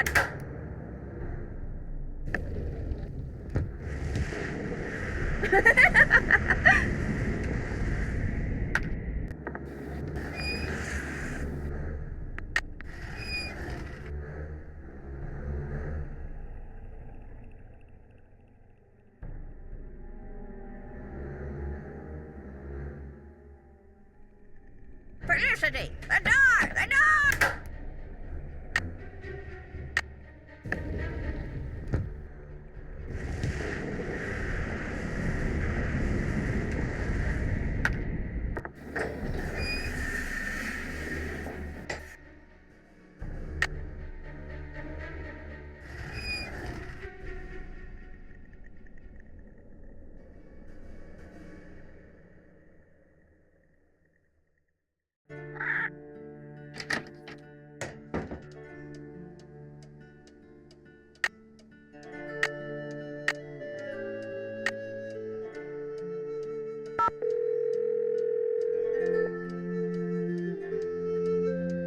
Hello? Hi, me again. Hi, what's up? You sure I'm not disturbing you? I mean, shouldn't you be studying or something? Shouldn't you be solving a mystery or something? I'm on a break. What a coincidence. So am I. What's up? Linda told me that her problem started right after she found this curse in a secret passageway. So what'd the curse say? She refused to tell me. Sounds to me like you'd better give finding that out your top priority. Apparently, each of Jane's ancestors had different coats of arms. Really? That's odd. You'd think there would be just one coat of arms for the whole family. Believe me, the Penvellyn family is nothing if not odd. Each coat of arms includes very distinct images and symbols. Wonder why they're so different. It's a long story, but I'm beginning to think that each Penvellyn left behind a puzzle, and that his or her coat of arms contains clues to solving that puzzle. Makes sense. I mean, in an oddball Penvellynian sort of way. I'll talk to you soon. I'm already looking forward to it.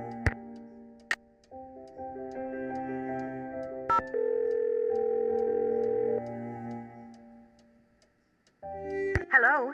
Hello, Mrs. Petrov. It's Nancy Drew. What's happened? How's Linda? She's fine. I mean, she's no worse, at least as far as I can tell. That's good news, I suppose. What can I do for you? Did Linda say anything to you about finding a secret passageway? No. Linda told you she found a secret passageway? Yes. Do you think she wasn't telling the truth? I don't know. Given her fragile state of mind, what's true and what she thinks is true may well be two different things, that's all. The good news is I found a secret passageway too. So Linda wasn't imagining things. That's encouraging. The bad news is I didn't see what Linda says she saw inside it. Oh, and we're back to square one. When you were here visiting Linda, did you ever see or hear anything odd? Yes, Mrs. Drake. Why do you ask? Blackmoor Manor looks like the kind of place that most people would assume is haunted, don't you think? frankly, I was too worried about Linda to take notice of much of anything there. Except that most of the rooms I saw looked like they'd been decorated by a medieval monkey. Goodbye, Mrs. Petrov. Goodbye, Nancy.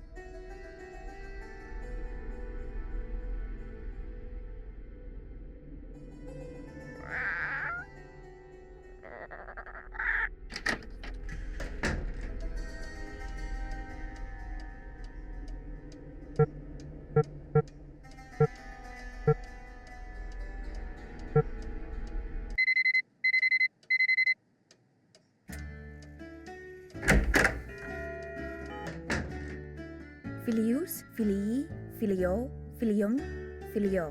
Filius, filii, filio, filium, filio.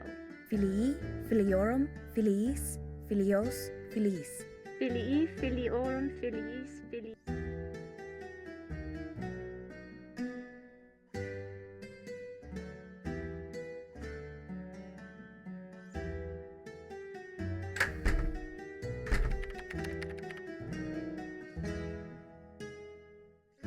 Hello, Nancy. What do you think of Ethel Bosny? I think she's an odd lot, that one. She has no formal background in pedagogy or scholarship. I would be a much better influence on Jane were I her tutor, but Mrs. Drake insists on employing Ethel. Who is the man in the great hall with the gargoyle? That's Corbin Penvellyn, born in 1670 and died in 1741, I believe. He was Eleanor's grandson and spent his life in France. It was rumored that he secretly returned to Blackmoor to continue his grandmother's experiments in the mystical arts. Where can I find his coat of arms? I didn't realize you were so interested in Penvellyn history. I'd be happy to show you his coat of arms, but I'm in dire need of a typist. Perhaps, if you can help me out, I can find that which you seek. It's a deal. What do you want me to do? Perhaps first we should see how fast you type. This program will rate your speed. Just type the characters that appear on the screen. If you're good enough, I'll let you type up my memoirs, and then I'll let you see the coat of arms.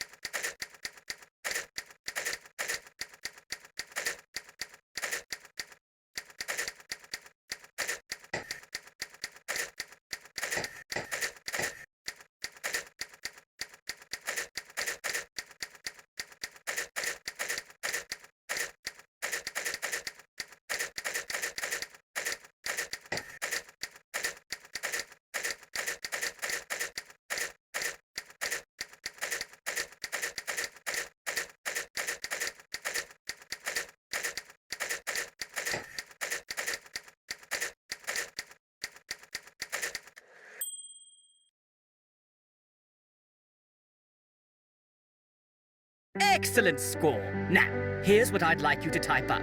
These are my memoirs. I think you'll find them quite interesting.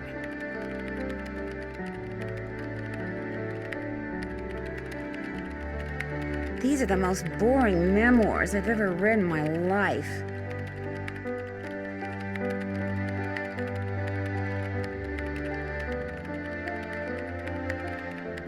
Phew, done. Finally. I feel like I've been typing forever. Nigel! Nigel!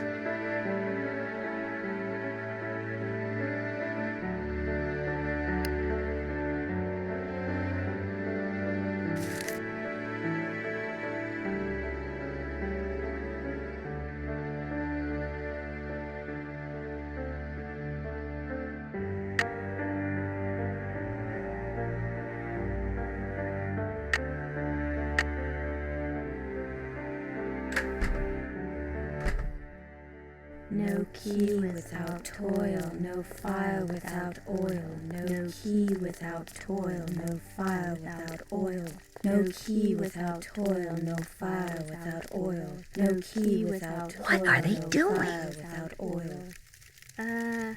Oh yeah, my actions ensure that my name will endure to the end.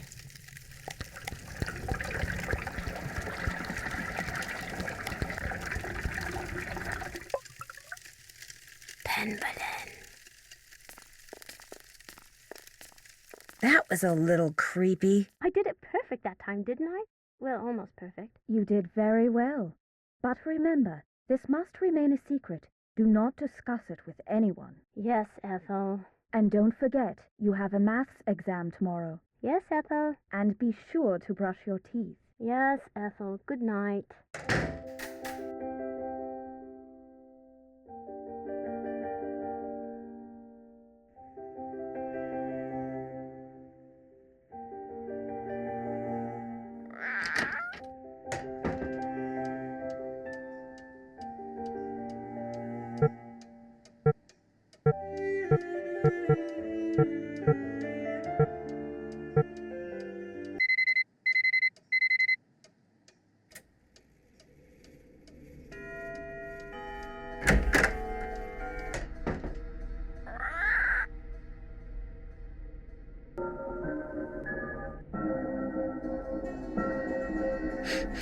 Smells like oil.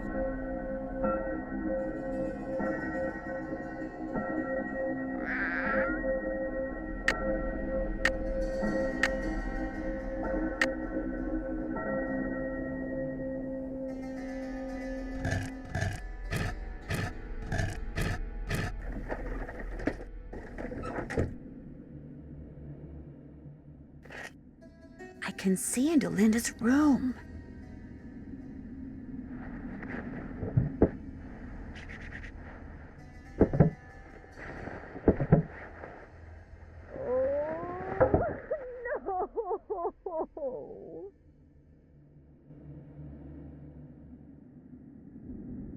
Uh-oh. Looks like it's time for another glow stick. Only the blameless shall pass here. All others shall transform into beasts.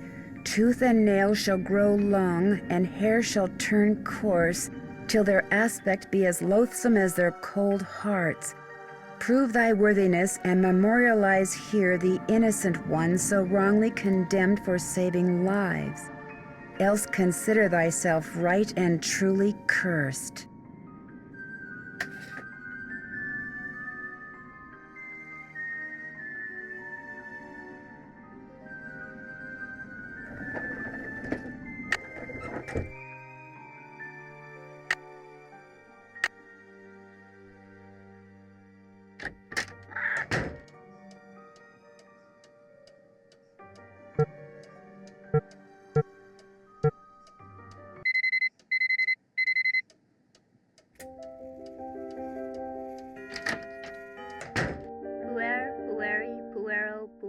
Puero. What does puer mean?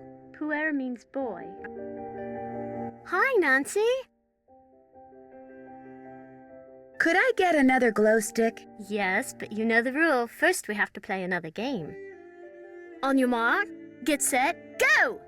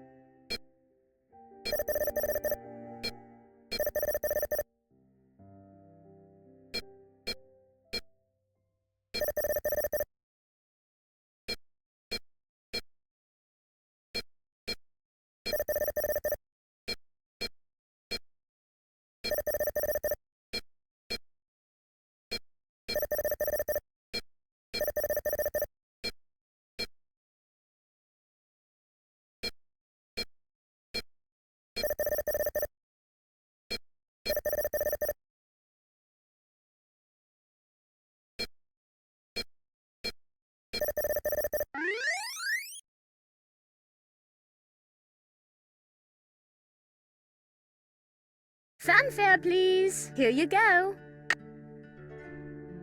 Jane, I saw you and Ethel performing some kind of ritual. What were you doing? Huh? I don't know what you're talking about. You and Ethel were pouring oil or something down some kind of drain. Coo, you're a daft one. Imagine me and Ethel running around in the middle of the night pouring oil down drains. I didn't say anything about it taking place in the middle of the night. Well, isn't that when weird rituals usually take place? In the dead of night? Anyway, you were probably just having a bad dream. Believe me, this castle can sometimes give you nightmares. I should get going. Come back soon.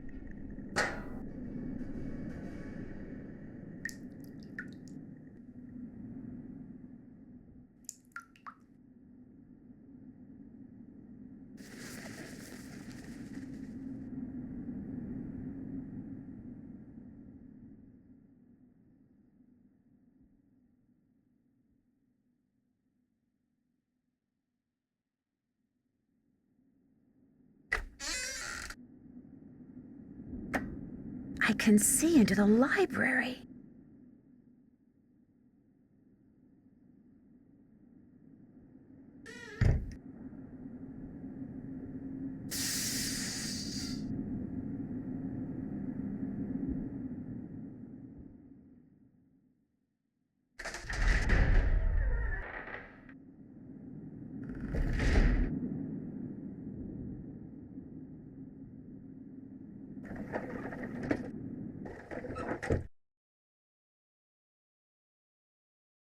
You're gonna need a bigger bowl. Molly is a stupid.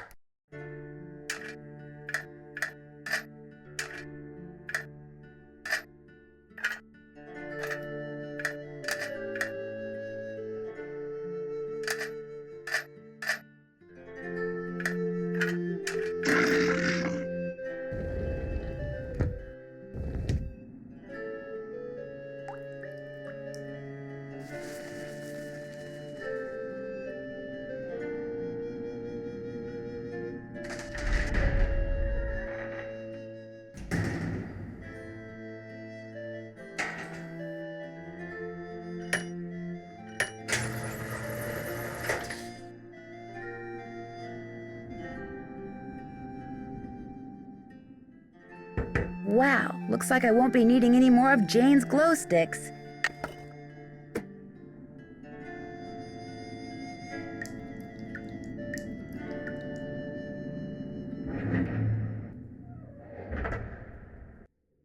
I'm at the bottom of the well.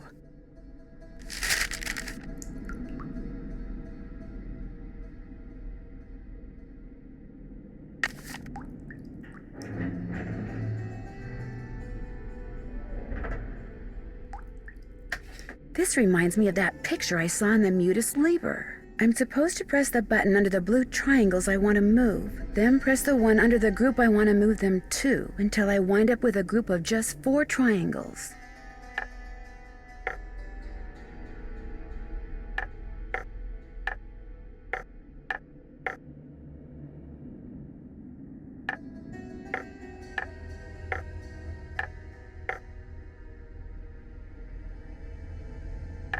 Oh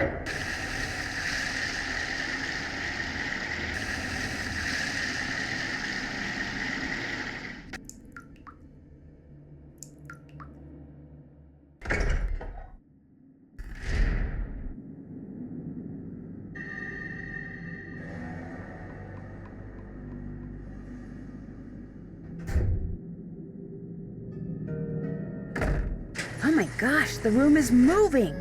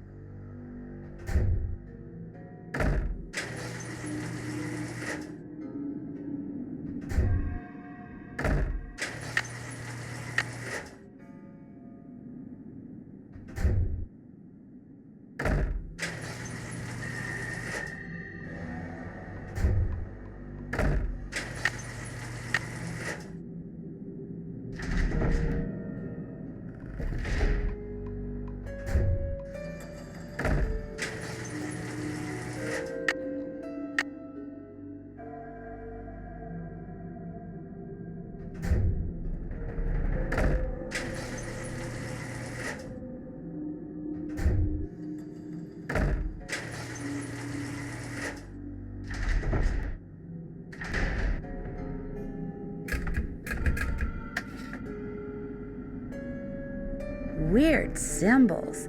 Maybe knowing what that snake symbol means will help me figure out what the others mean.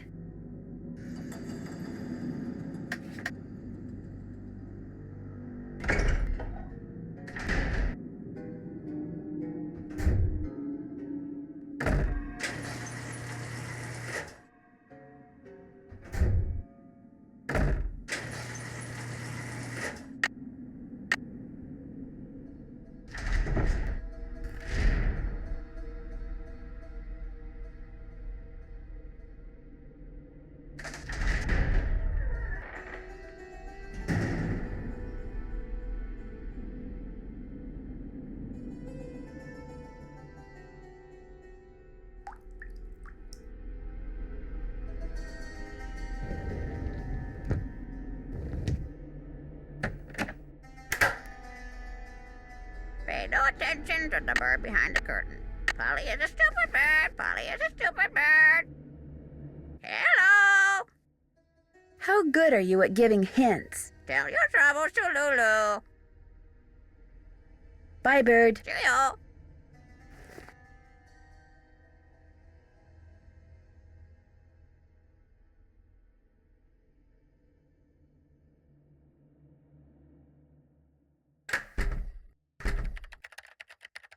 Yes? Do you know what the symbol of a snake eating its tail signifies? The Ouroboros? It's a very old image and is usually associated with alchemy. You really do come up with the strangest questions, Nancy. I'll let you get back to your work. Tally-ho!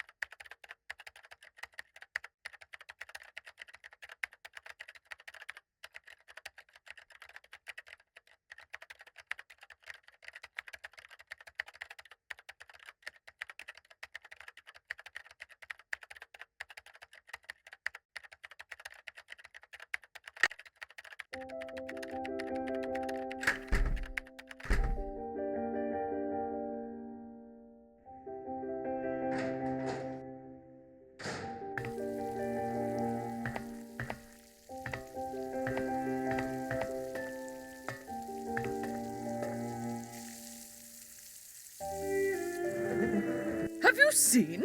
The well is filled up again. It's very curious, but quite wonderful. I think Ethel is trying to recruit Jane into some kind of secret society. Oh, for heaven's sake, child. Where did you ever get such nonsense? I saw Ethel and Jane performing this ritual in the Great Hall in the middle of the night. Poppycock! A ritual in the middle of the night? Young lady, I will not abide such wild stories. Imagine Ethel Bossany recruiting my grandniece into some kind of secret society. Next thing you'll be saying Linda has been cursed by some roving spirit, or that we have ghosts prowling about. Right.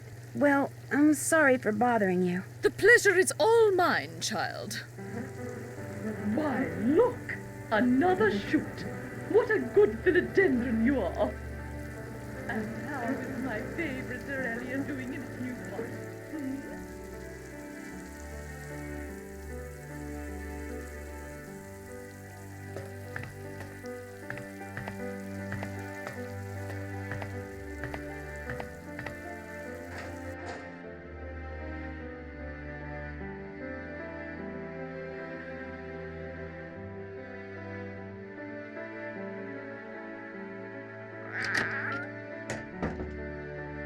Nancy, I'm so afraid. Someone just sent me this horrid message. Look at this. This house is now mine, so of this be warned. Thou hast angered me and shall soon be gone. Now look on the other side. That symbol is a rune. Right side up, it means protection like a shield. But there, it's upside down. It means I'm in danger. I wouldn't take this seriously, Jane. Someone in this house is up to no good, and I'm determined to find out who it is. Are you really? I mean, none of these weird things started happening until you came to Blackmoor. How do I know it's not you who's behind all this? I think you can trust me. I think not. I don't think I can trust anyone right now. I wish I'd never come back to this place. It's old and cold, and I hate it. And I just don't want to be here. I know you're upset, but please, you have to trust me. I'm on your side. I should get going. Bye.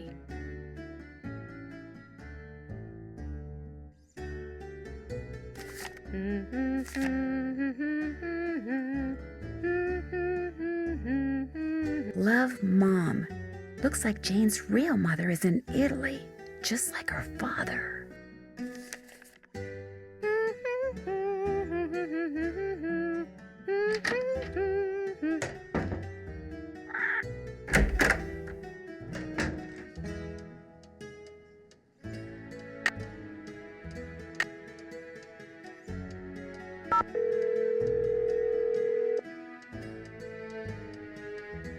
Hello? Hi, Ned. Hey, what's the latest? I discovered that Jane's father and her real mother are both in Rome right now. Do you think they rendezvoused there or something? Nah, it's probably just a coincidence.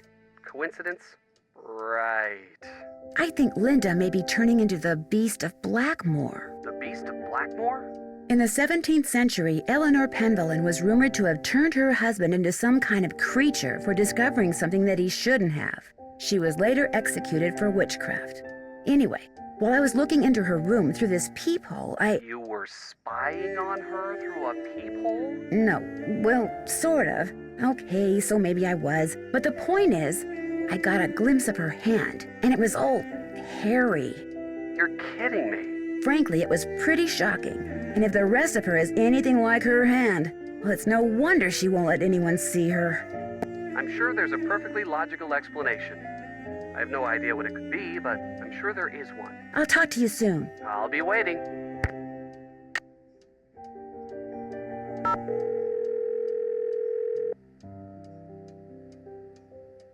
Hello? Hi, Mrs. Petrov. Hi, what's going on? Did you meet Nigel Mukherjee when you were here? Not really. Mrs. Drake told me who he was, but whenever I passed the library, he was always on his cell phone.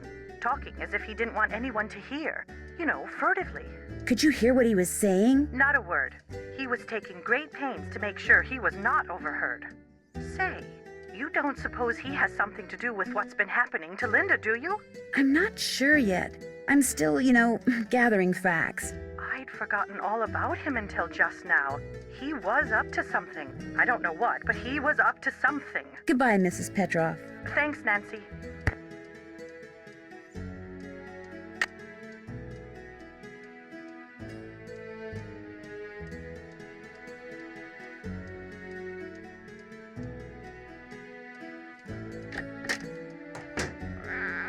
Just take it away. But how can you expect to feel better if you don't eat properly? And from now on, just bring me what I ask for. A healthy digestive system cannot do without roughage, you know.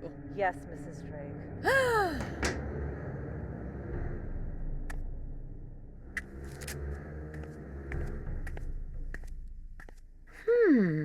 Interesting.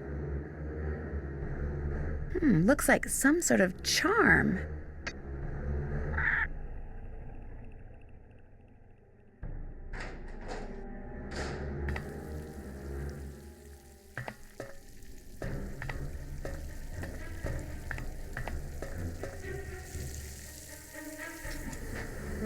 Yes?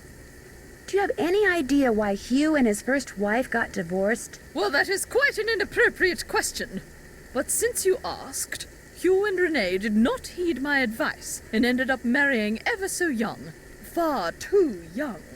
People grow in strange ways as they get older, and all too often they grow in different directions. Jane was inconsolable after the divorce, but she's responded quite well, especially after Hugh remarried. Why did you put that charm above Linda's door? What? I fail to see why that is any of your concern. But if you must know, I was only trying to help Linda. Oh, I am at a loss as to what to do about her. A complete loss. Sometimes extraordinary situations require extraordinary measures. I thought that perhaps a charm would help. Whatever it is that's plaguing that poor thing. Goodbye. The pleasure is all mine, child.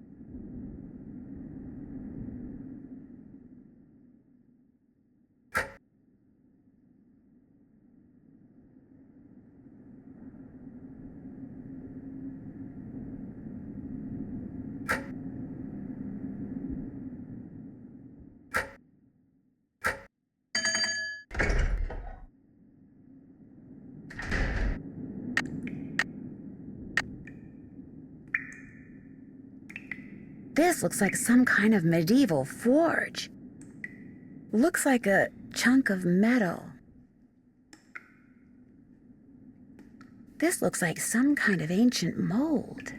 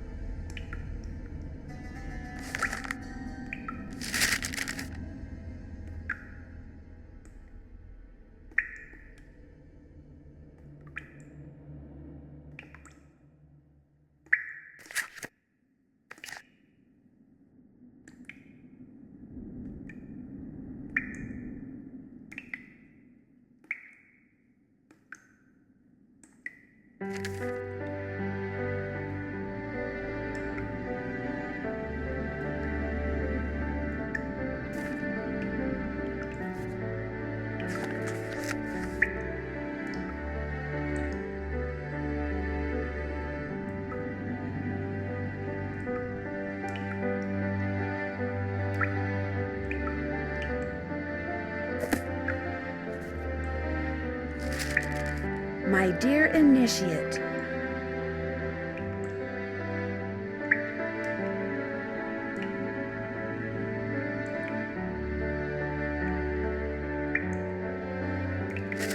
Penelope Penvellyn. Wow, this letter was written more than 200 years ago.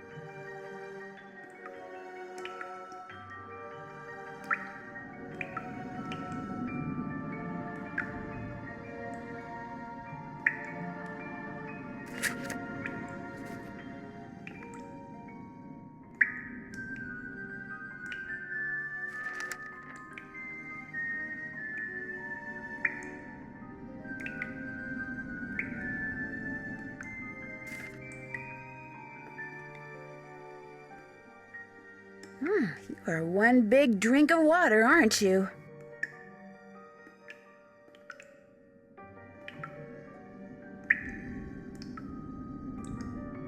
A keyhole.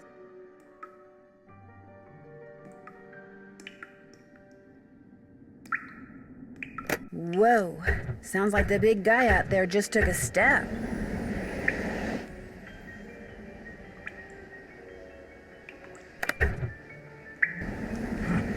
Looks like some winds are stronger than others.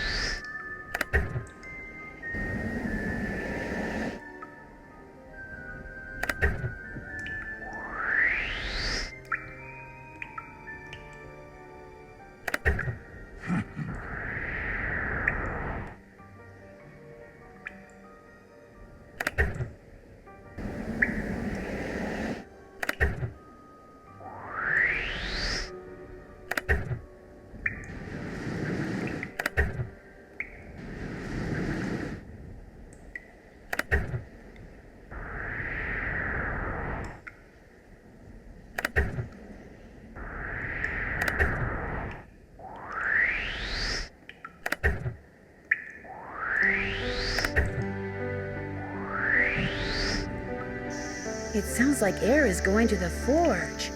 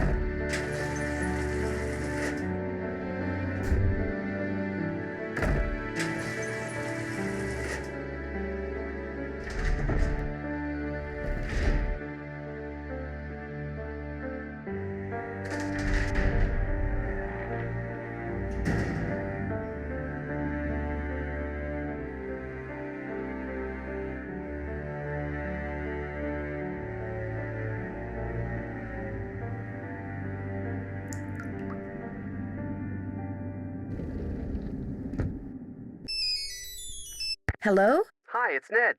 I've been dying to know how things are going there. What's the latest? Well, I've discovered some kind of medieval alchemy lab. Really? Where? Under the manor, and I mean way under the manor. In fact, I may be the only one in this place who knows about it. What's in it? Well, I was hoping to find the fabled Penvellyn treasure, but all there is in there is an old forge. Forge? Isn't the thing you use to heat metal and make swords and stuff? Right. So what are you going to do now? Well, actually, the forge looks like something I saw in that strange picture book Jane has that I told you about before, which means I should probably check it out more thoroughly. Probably hasn't been used for centuries. That's the thing. It looks like it has been used recently. I mean, relatively recently. Certainly within the past 50 years or so. What would someone be using a forge to make in this day and age? There was also this big keyhole in the lab. What about a key? No key. Well, there you go. Maybe that's what has to be forged. The key that goes in that keyhole? That'd be my guess. I'll talk to you soon. Just be careful over there. Who's the pretty bird in the mirror?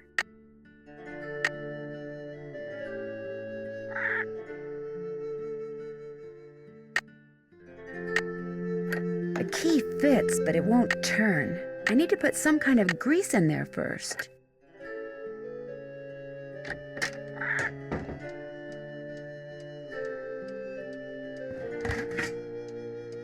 I can use my Johnny Rudder to grease up that lock outside Jane's room.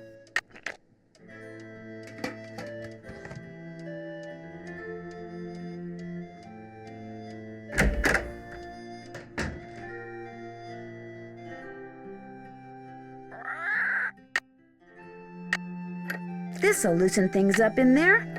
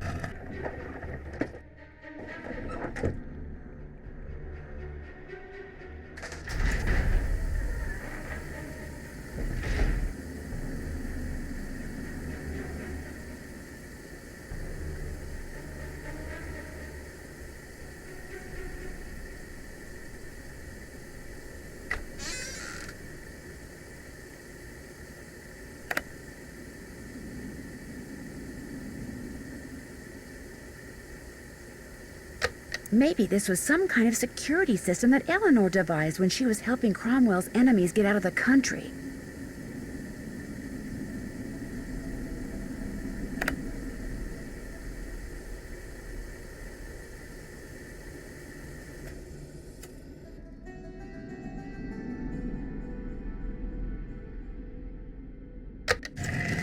Huh?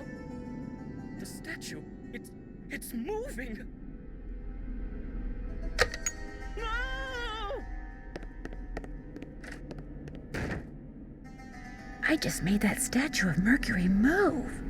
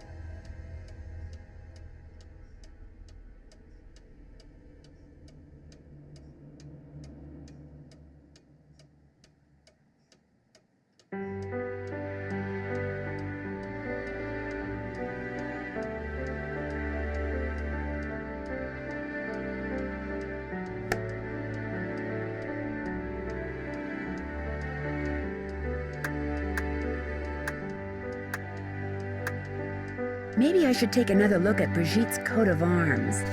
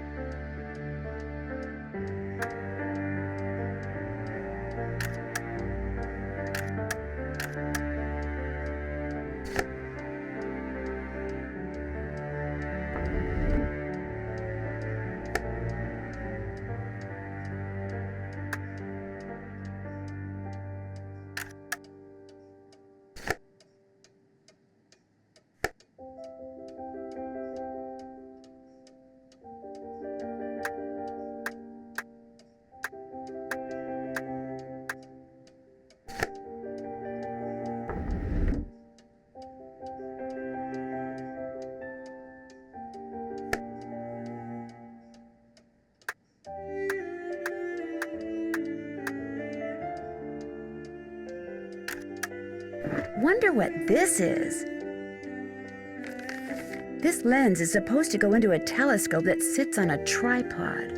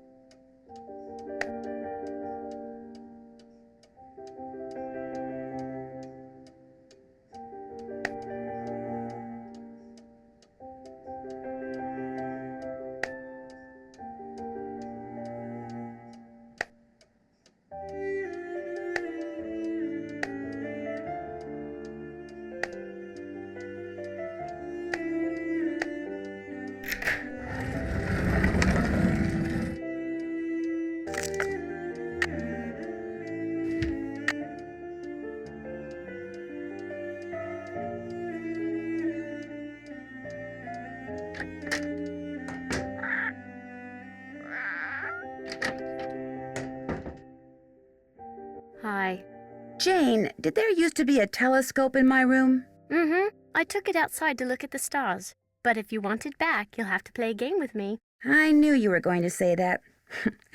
Okay, what's the game? Let's see how quick your reflexes are. I'll time you. If you get the puzzle done in time, I'll return the telescope. If not, then you'll have to try again.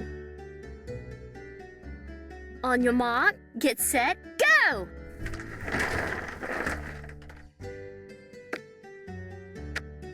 Five minutes.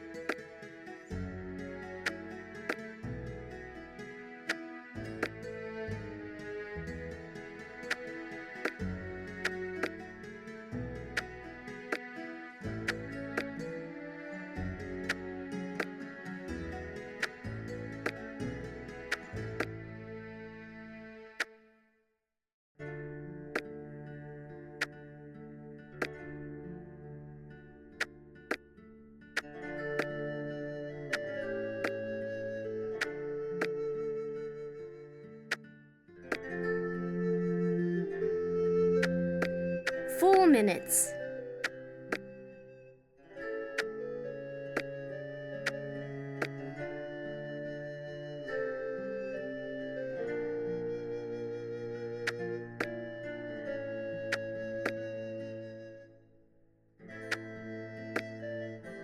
There. You won. Good show. I'll put the telescope back in your room first chance I get. I should get going. Bye.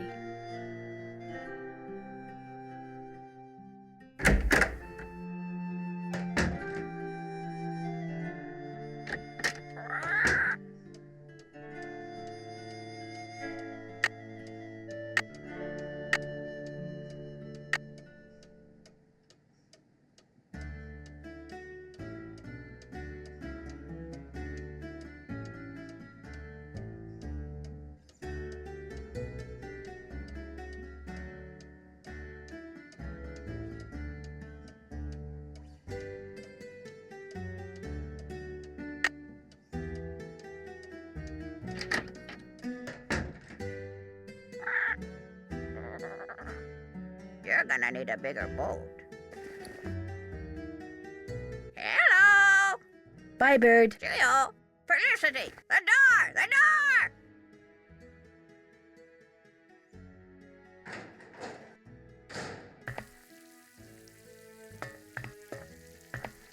And how is my little purple tiger today?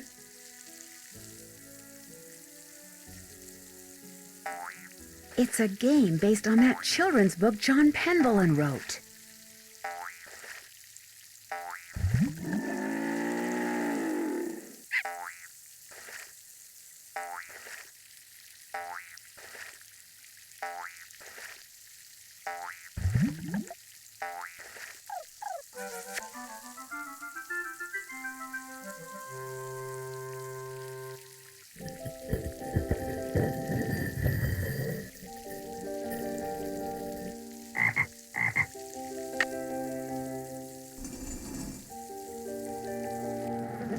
Yes? Goodbye. Run along.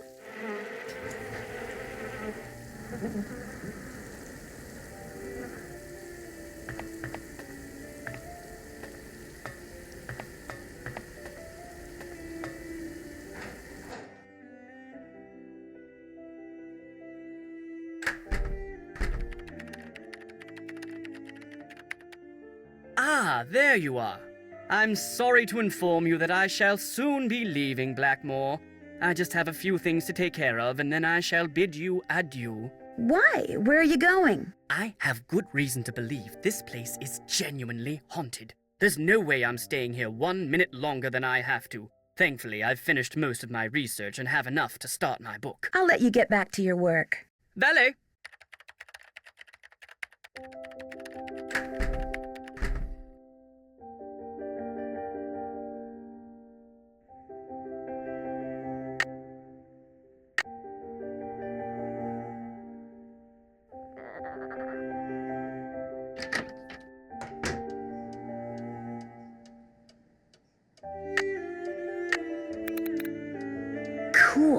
there are symbols in that mural that I couldn't see before.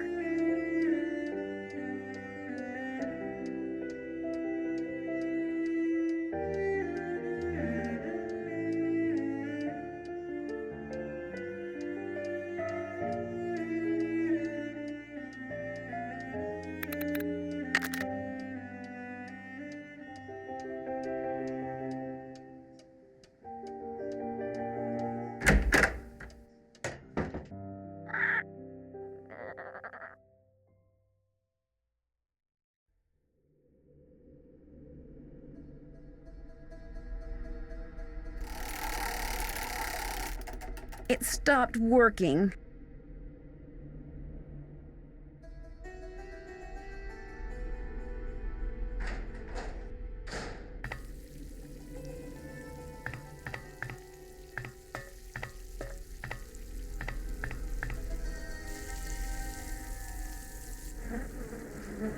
Yes? I'd like to play the card machine in the Great Hall, but it's broken.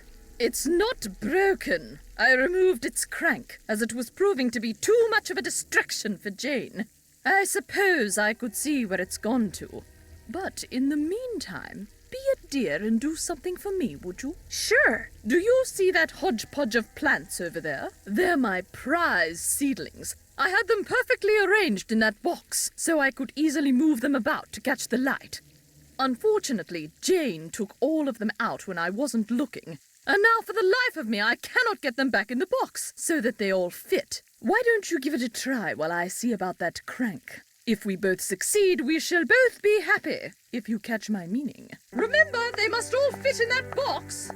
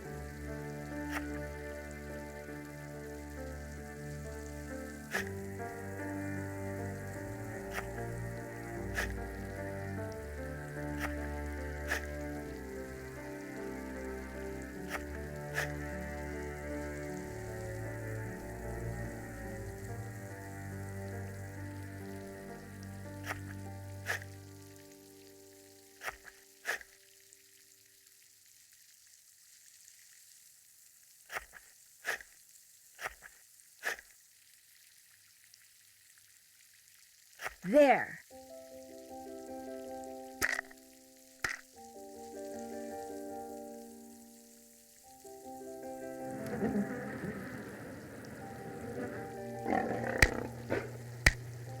Maybe I should try feeding it something.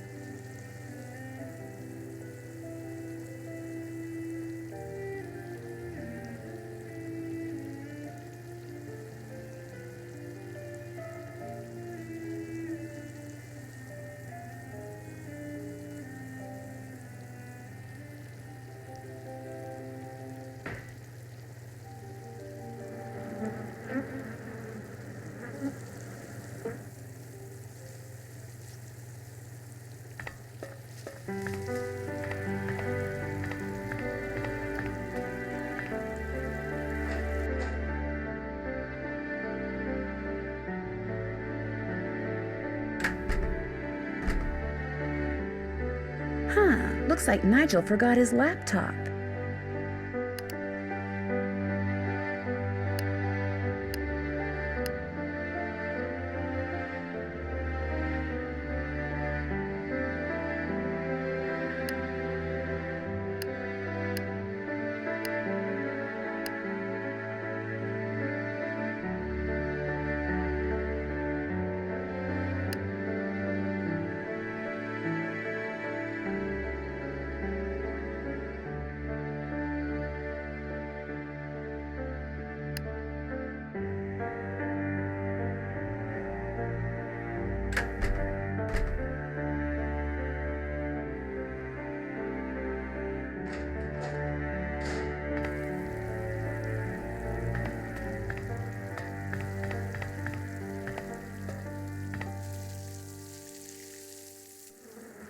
Yes? I managed to get all those seedlings back in the box. Wonderful. And I managed to find that crank. There you go. Great, thank you. Goodbye. The pleasure is all mine, child.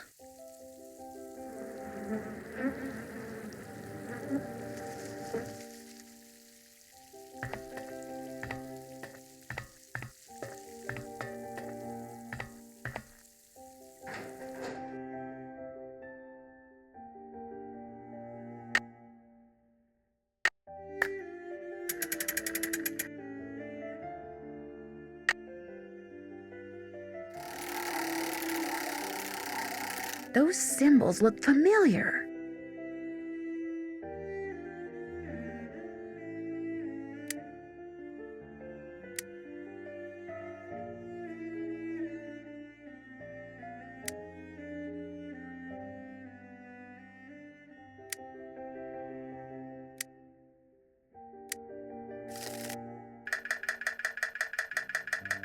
Maybe she'll give that to me if I win.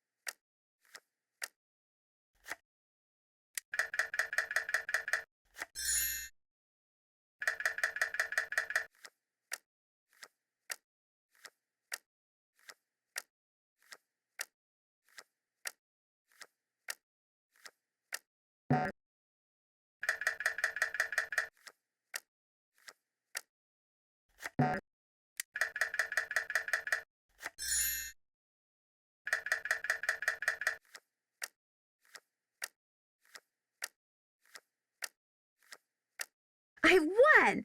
All right, Betty, pay up.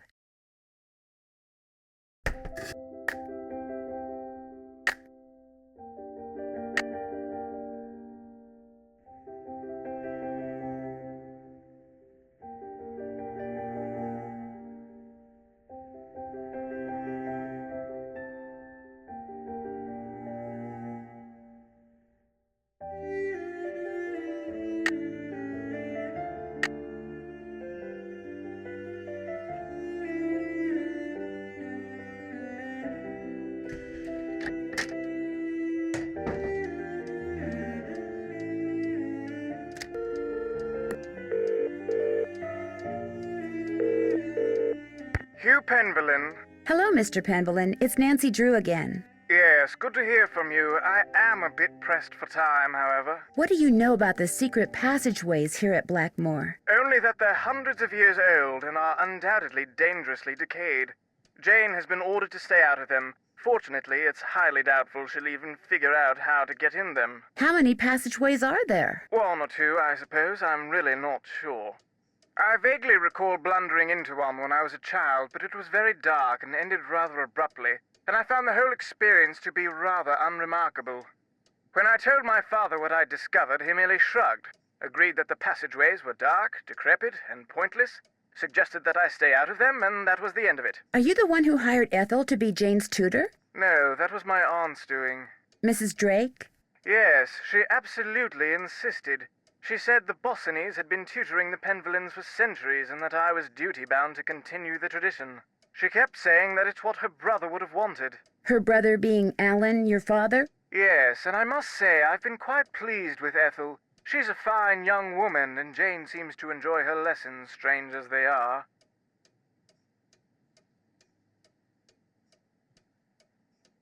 How long has she been Jane's tutor? Ever since we moved back here from the U.S. Jane probably wishes she were in school, like the one she attended in New York. But she doesn't complain, although I would if I were her. Why? Well, Ethel demands that Jane study history, obscure history, Penvellyn history. They discuss events that even I, as a direct descendant, find inconsequential, to say nothing of deadly dull. Who's Uncle Roger? That would be my ex-wife's brother. Is there something wrong with him? Other than the fact that he wears the most ill-fitting, worse-looking toupee that was ever created? No. Why? Just curious. What do you know about the Beast of Blackmoor? Pure medieval fiction, the product of little minds in an era of dangerously little education. I have forbidden Ethel to so much as mention it to Jane. Where did you hear about it? The man doing research in the library, Nigel Mukherjee? Another of my aunt's ideas. The fact that the Penvellyns have never had a book written about them has been a perpetual source of social embarrassment for her. Do you know much about him? He was recommended by a friend, and he has assured us over and over that the book he publishes will cast only a positive light upon the Penvellyn name. Although, come to think of it, I never have seen the contract he agreed to sign, which was to put that promise in writing. Do you remember that guinea pig Jane used to have? Vaguely. As I recall, it spent most of its life hiding under the shoebox Jane had put in its cage. It was black, I think. Harmless fellow. Utterly useless, of course, but harmless. What happened to him? It passed away a year or two ago. I told Jane she was feeding him too much, but, well, at least the little bloke died happy. Did you know that Jane's mother is in Rome? Renee is in Rome, too? I knew she was traveling, but she neglected to tell me her itinerary. Fortunately, it's a big city, but thank you for the warning.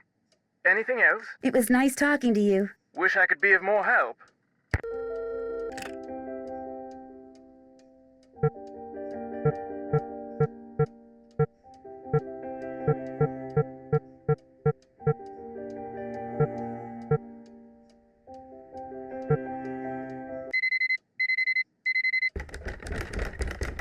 What was that?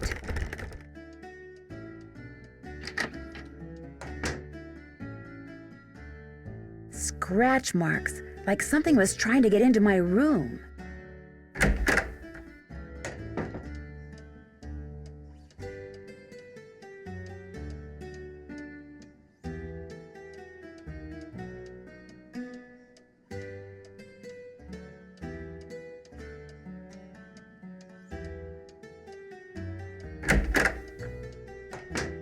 Je suis tu et il est. Good. Again. Je suis tu et il est.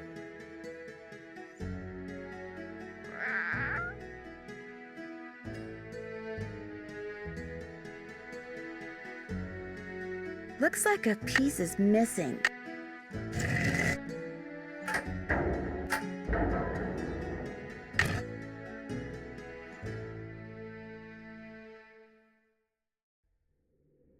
Looks like a piece is missing.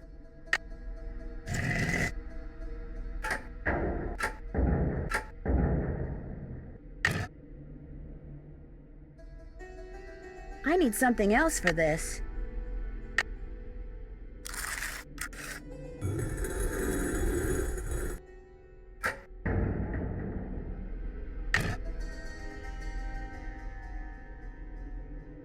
Looks like a piece is missing.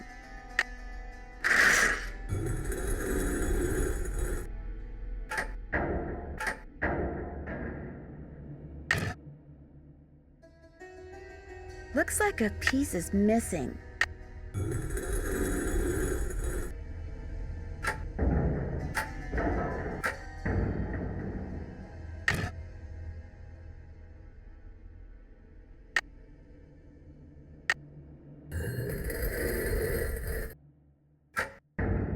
Sounds like I did something right.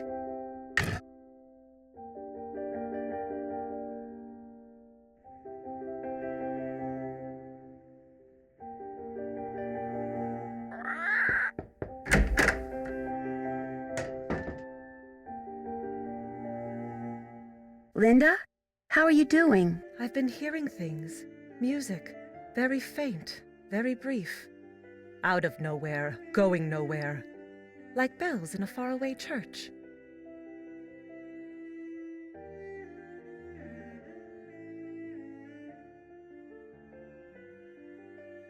Have you ever heard them before? No. Well, I heard them too, so don't worry. You're not hearing things.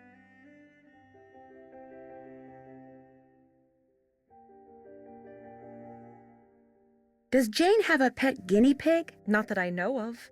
She may have had one at one time, but not since we've moved here from the States.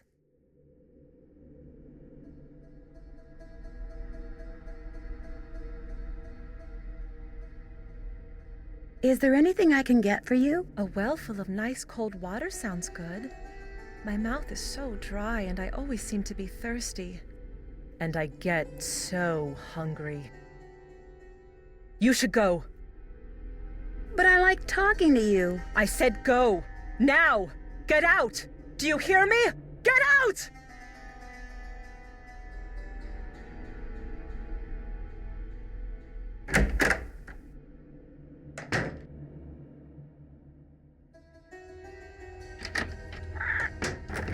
What was that? Where'd this come from?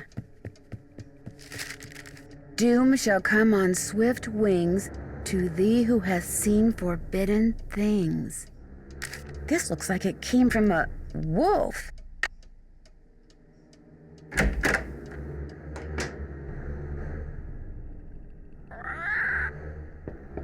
I'm afraid we're busy.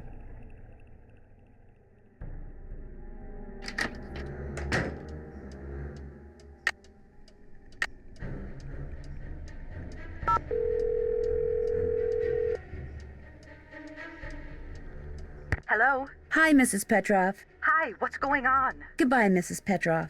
Thanks, Nancy.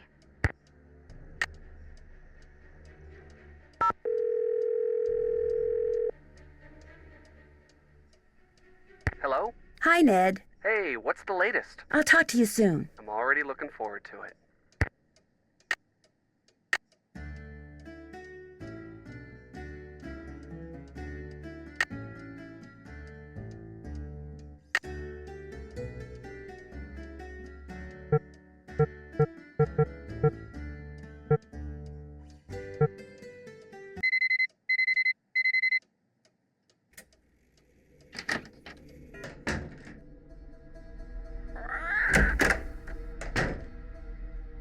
Hi.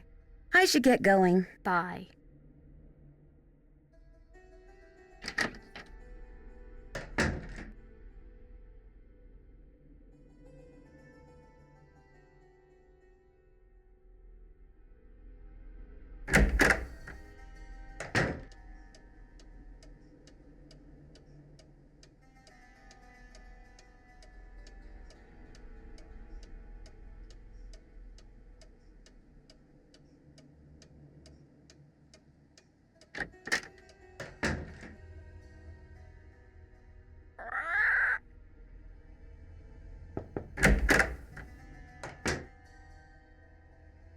Yuck.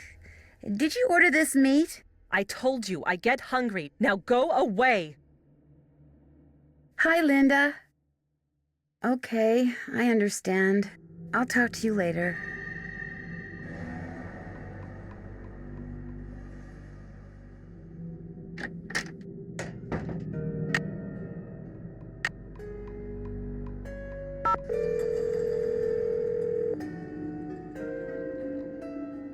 Hello? Hi, Mrs. Petrov. Hi, what's going on? Goodbye, Mrs. Petrov. Thanks, Nancy.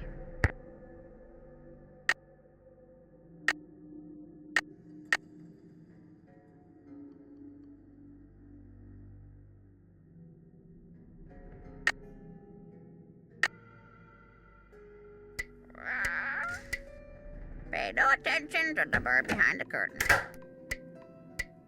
This wand probably works through magnets.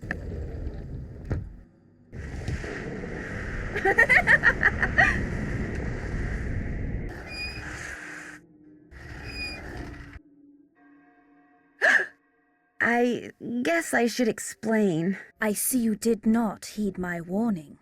I realize you're a very curious young woman, but know this. These passageways can only lead to misfortune for the uninitiated, and I am not only speaking of physical peril.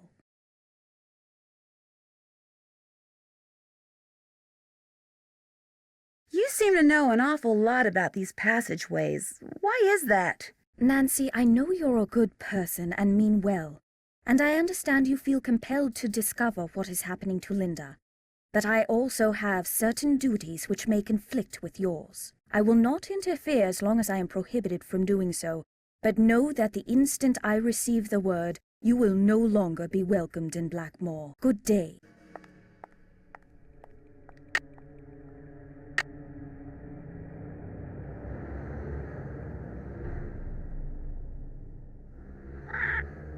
Once more. You're gonna need a bigger boat.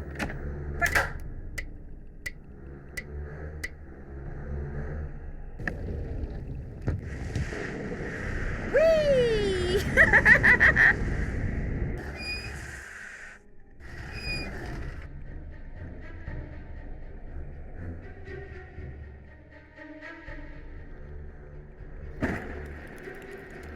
Whoa, something tells me I just succeeded in lighting the forge.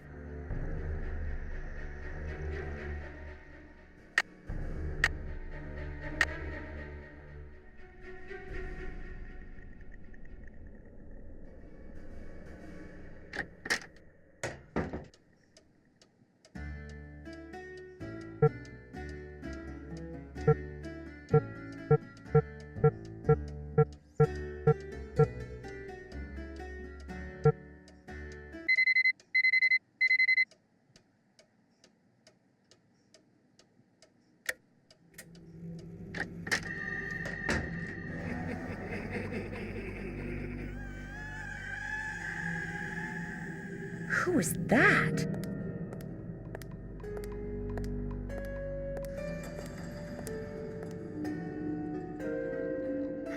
I wonder if these are what made those red eyes I saw outside the night I arrived.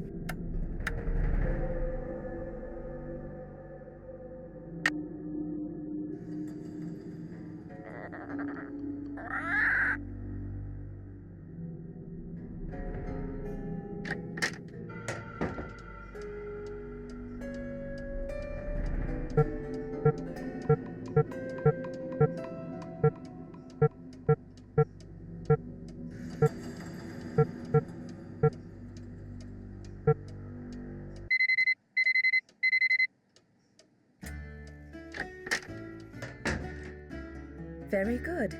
And now the plural? Pueri, puerorum, pueris, pueros, pueres. Hi. Have you ever seen these before? No, what are they? I was hoping you could tell me. I found them in the hallway. I've never seen those before in my life. I should get going. Bye.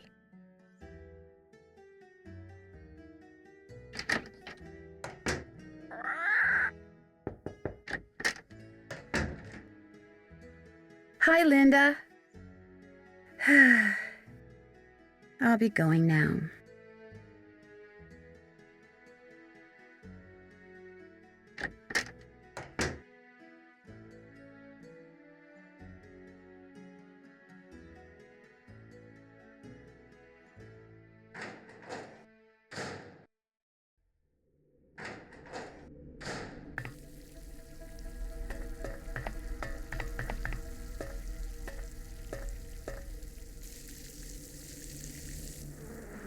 Yes? Do you believe that Blackmoor Manor is haunted? No, of course not. I've lived here for many, many years, and I can tell you without a doubt that absolutely no ghosts walk these halls. An occasional odd creak here and there, yes, but no ghosts. But I do sometimes wonder if those who have passed away remain with us, lingering on. I miss my brother terribly, and I sometimes wonder if he is in some way still here. Goodbye. The pleasure is all mine, child.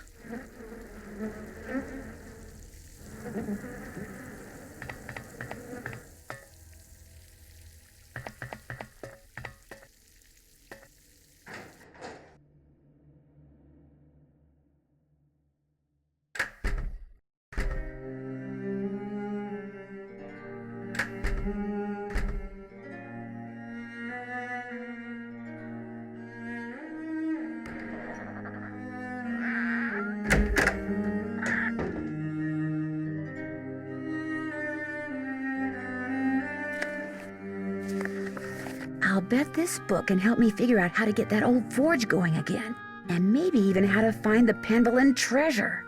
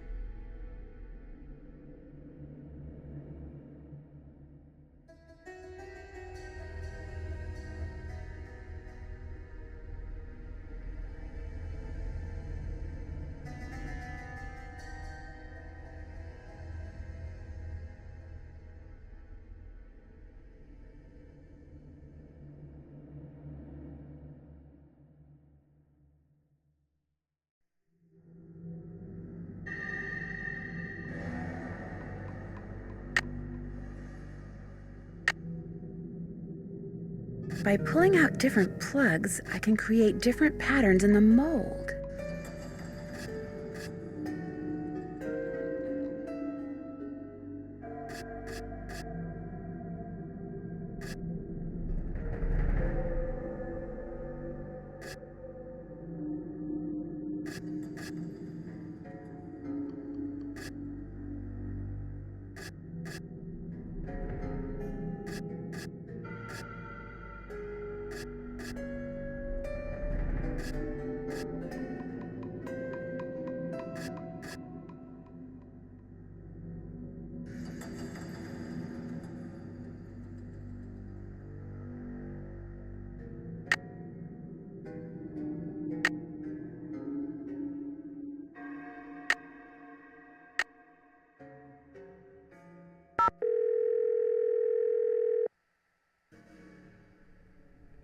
This is Paliki. Hi, my name is Nancy Drew. Could I ask you some questions about lycanthropy? I'm sorry, I'm about to leave for a seminar and I'm very busy. Besides, I've written 2 books and 12 articles on the subject. If you have questions, perhaps you should try reading one of them.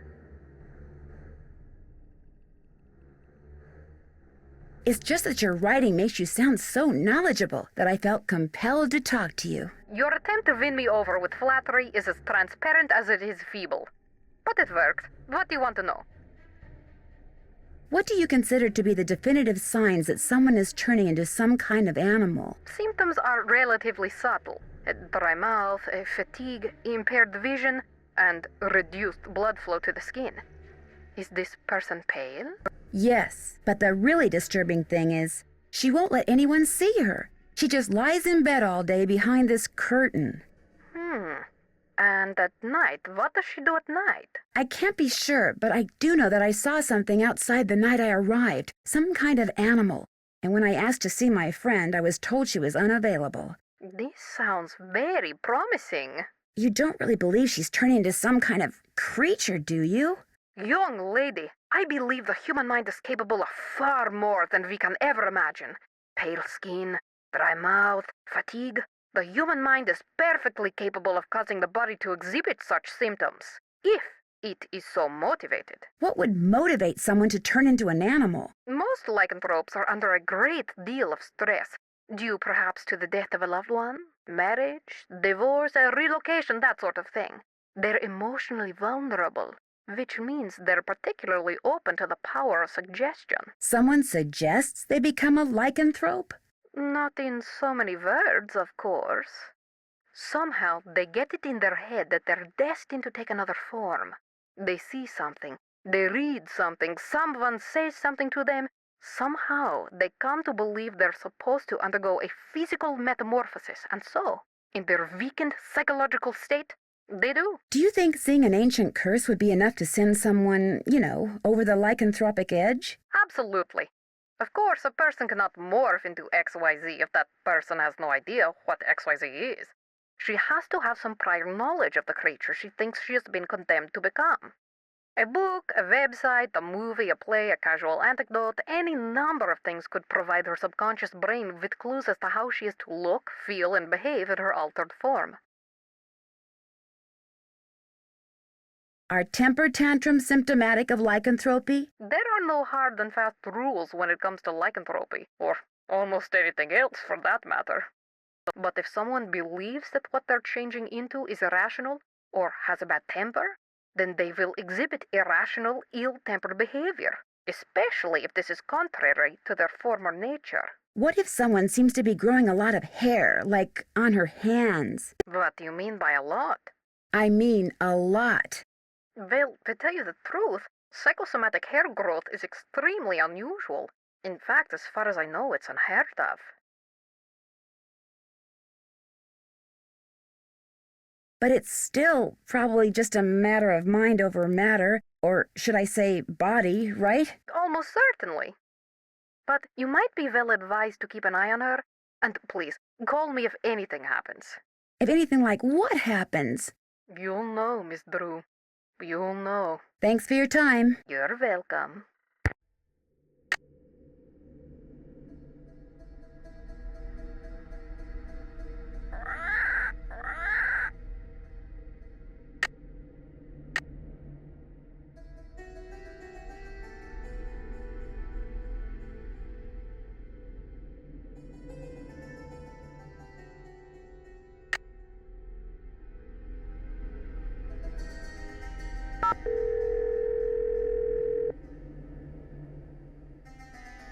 Hello? Hi, Ned. Hey, what's the latest? I'll talk to you soon. I'm already looking forward to it.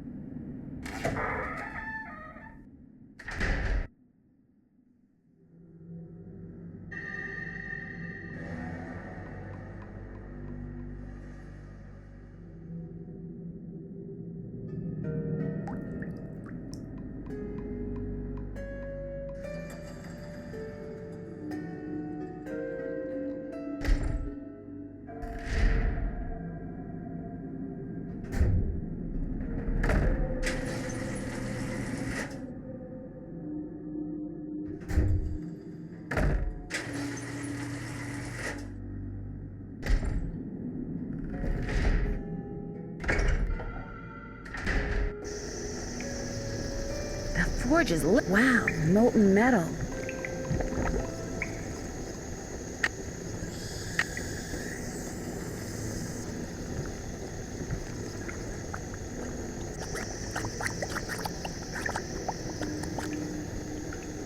There, that looks right.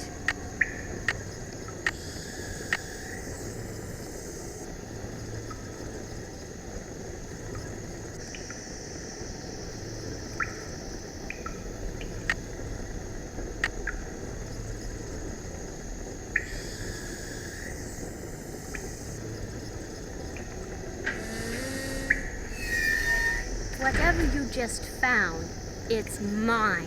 I'm the Penvellyn, not you. Besides, I would have found it before you did if I didn't have to sit there all day learning all that other silly rubbish. What is that? That is the Penvellyn treasure. A rock?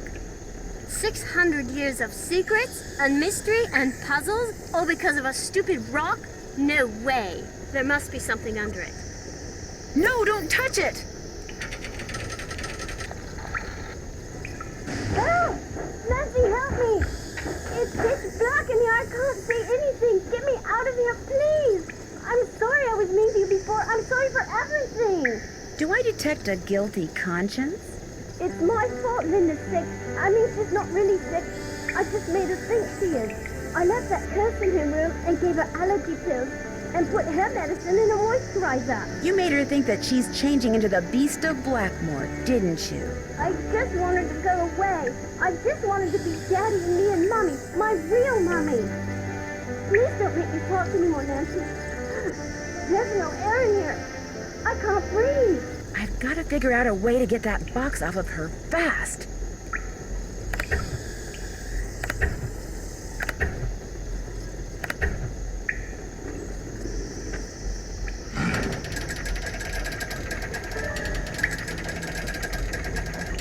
Thank you.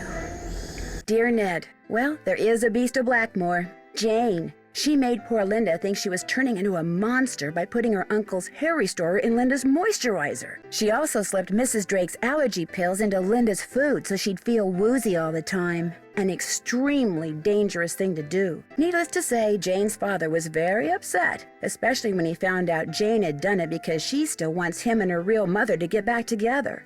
After Jane apologized to Linda and Hugh apologized to both of them, they all resolved to do whatever it takes to become a real family. As for Blackmoor Manor, ever since I told him about all the passageways and gadgetry I discovered, Hugh has become fascinated with his family history and has asked, no, ordered Ethel to teach him what she's taught Jane. And while he doesn't believe for a second that the meteorite in that old alchemy lab has magical powers, he has encouraged Jane to come up with a puzzle to help ensure its safekeeping, just as initiates have been doing for centuries. Which reminds me, the Penvellyn swore me to secrecy when it comes to all their traditions, so don't tell anybody any of this, okay? Nigel suspected something was up when he came to get his laptop and has been hounding me ever since. This is just the kind of stuff he'd love to include in that unauthorized tell-all he's trying to write. If he calls me one more time, I'm telling on him. To Mrs. Drake. That'll teach him. Ever yours, Nancy.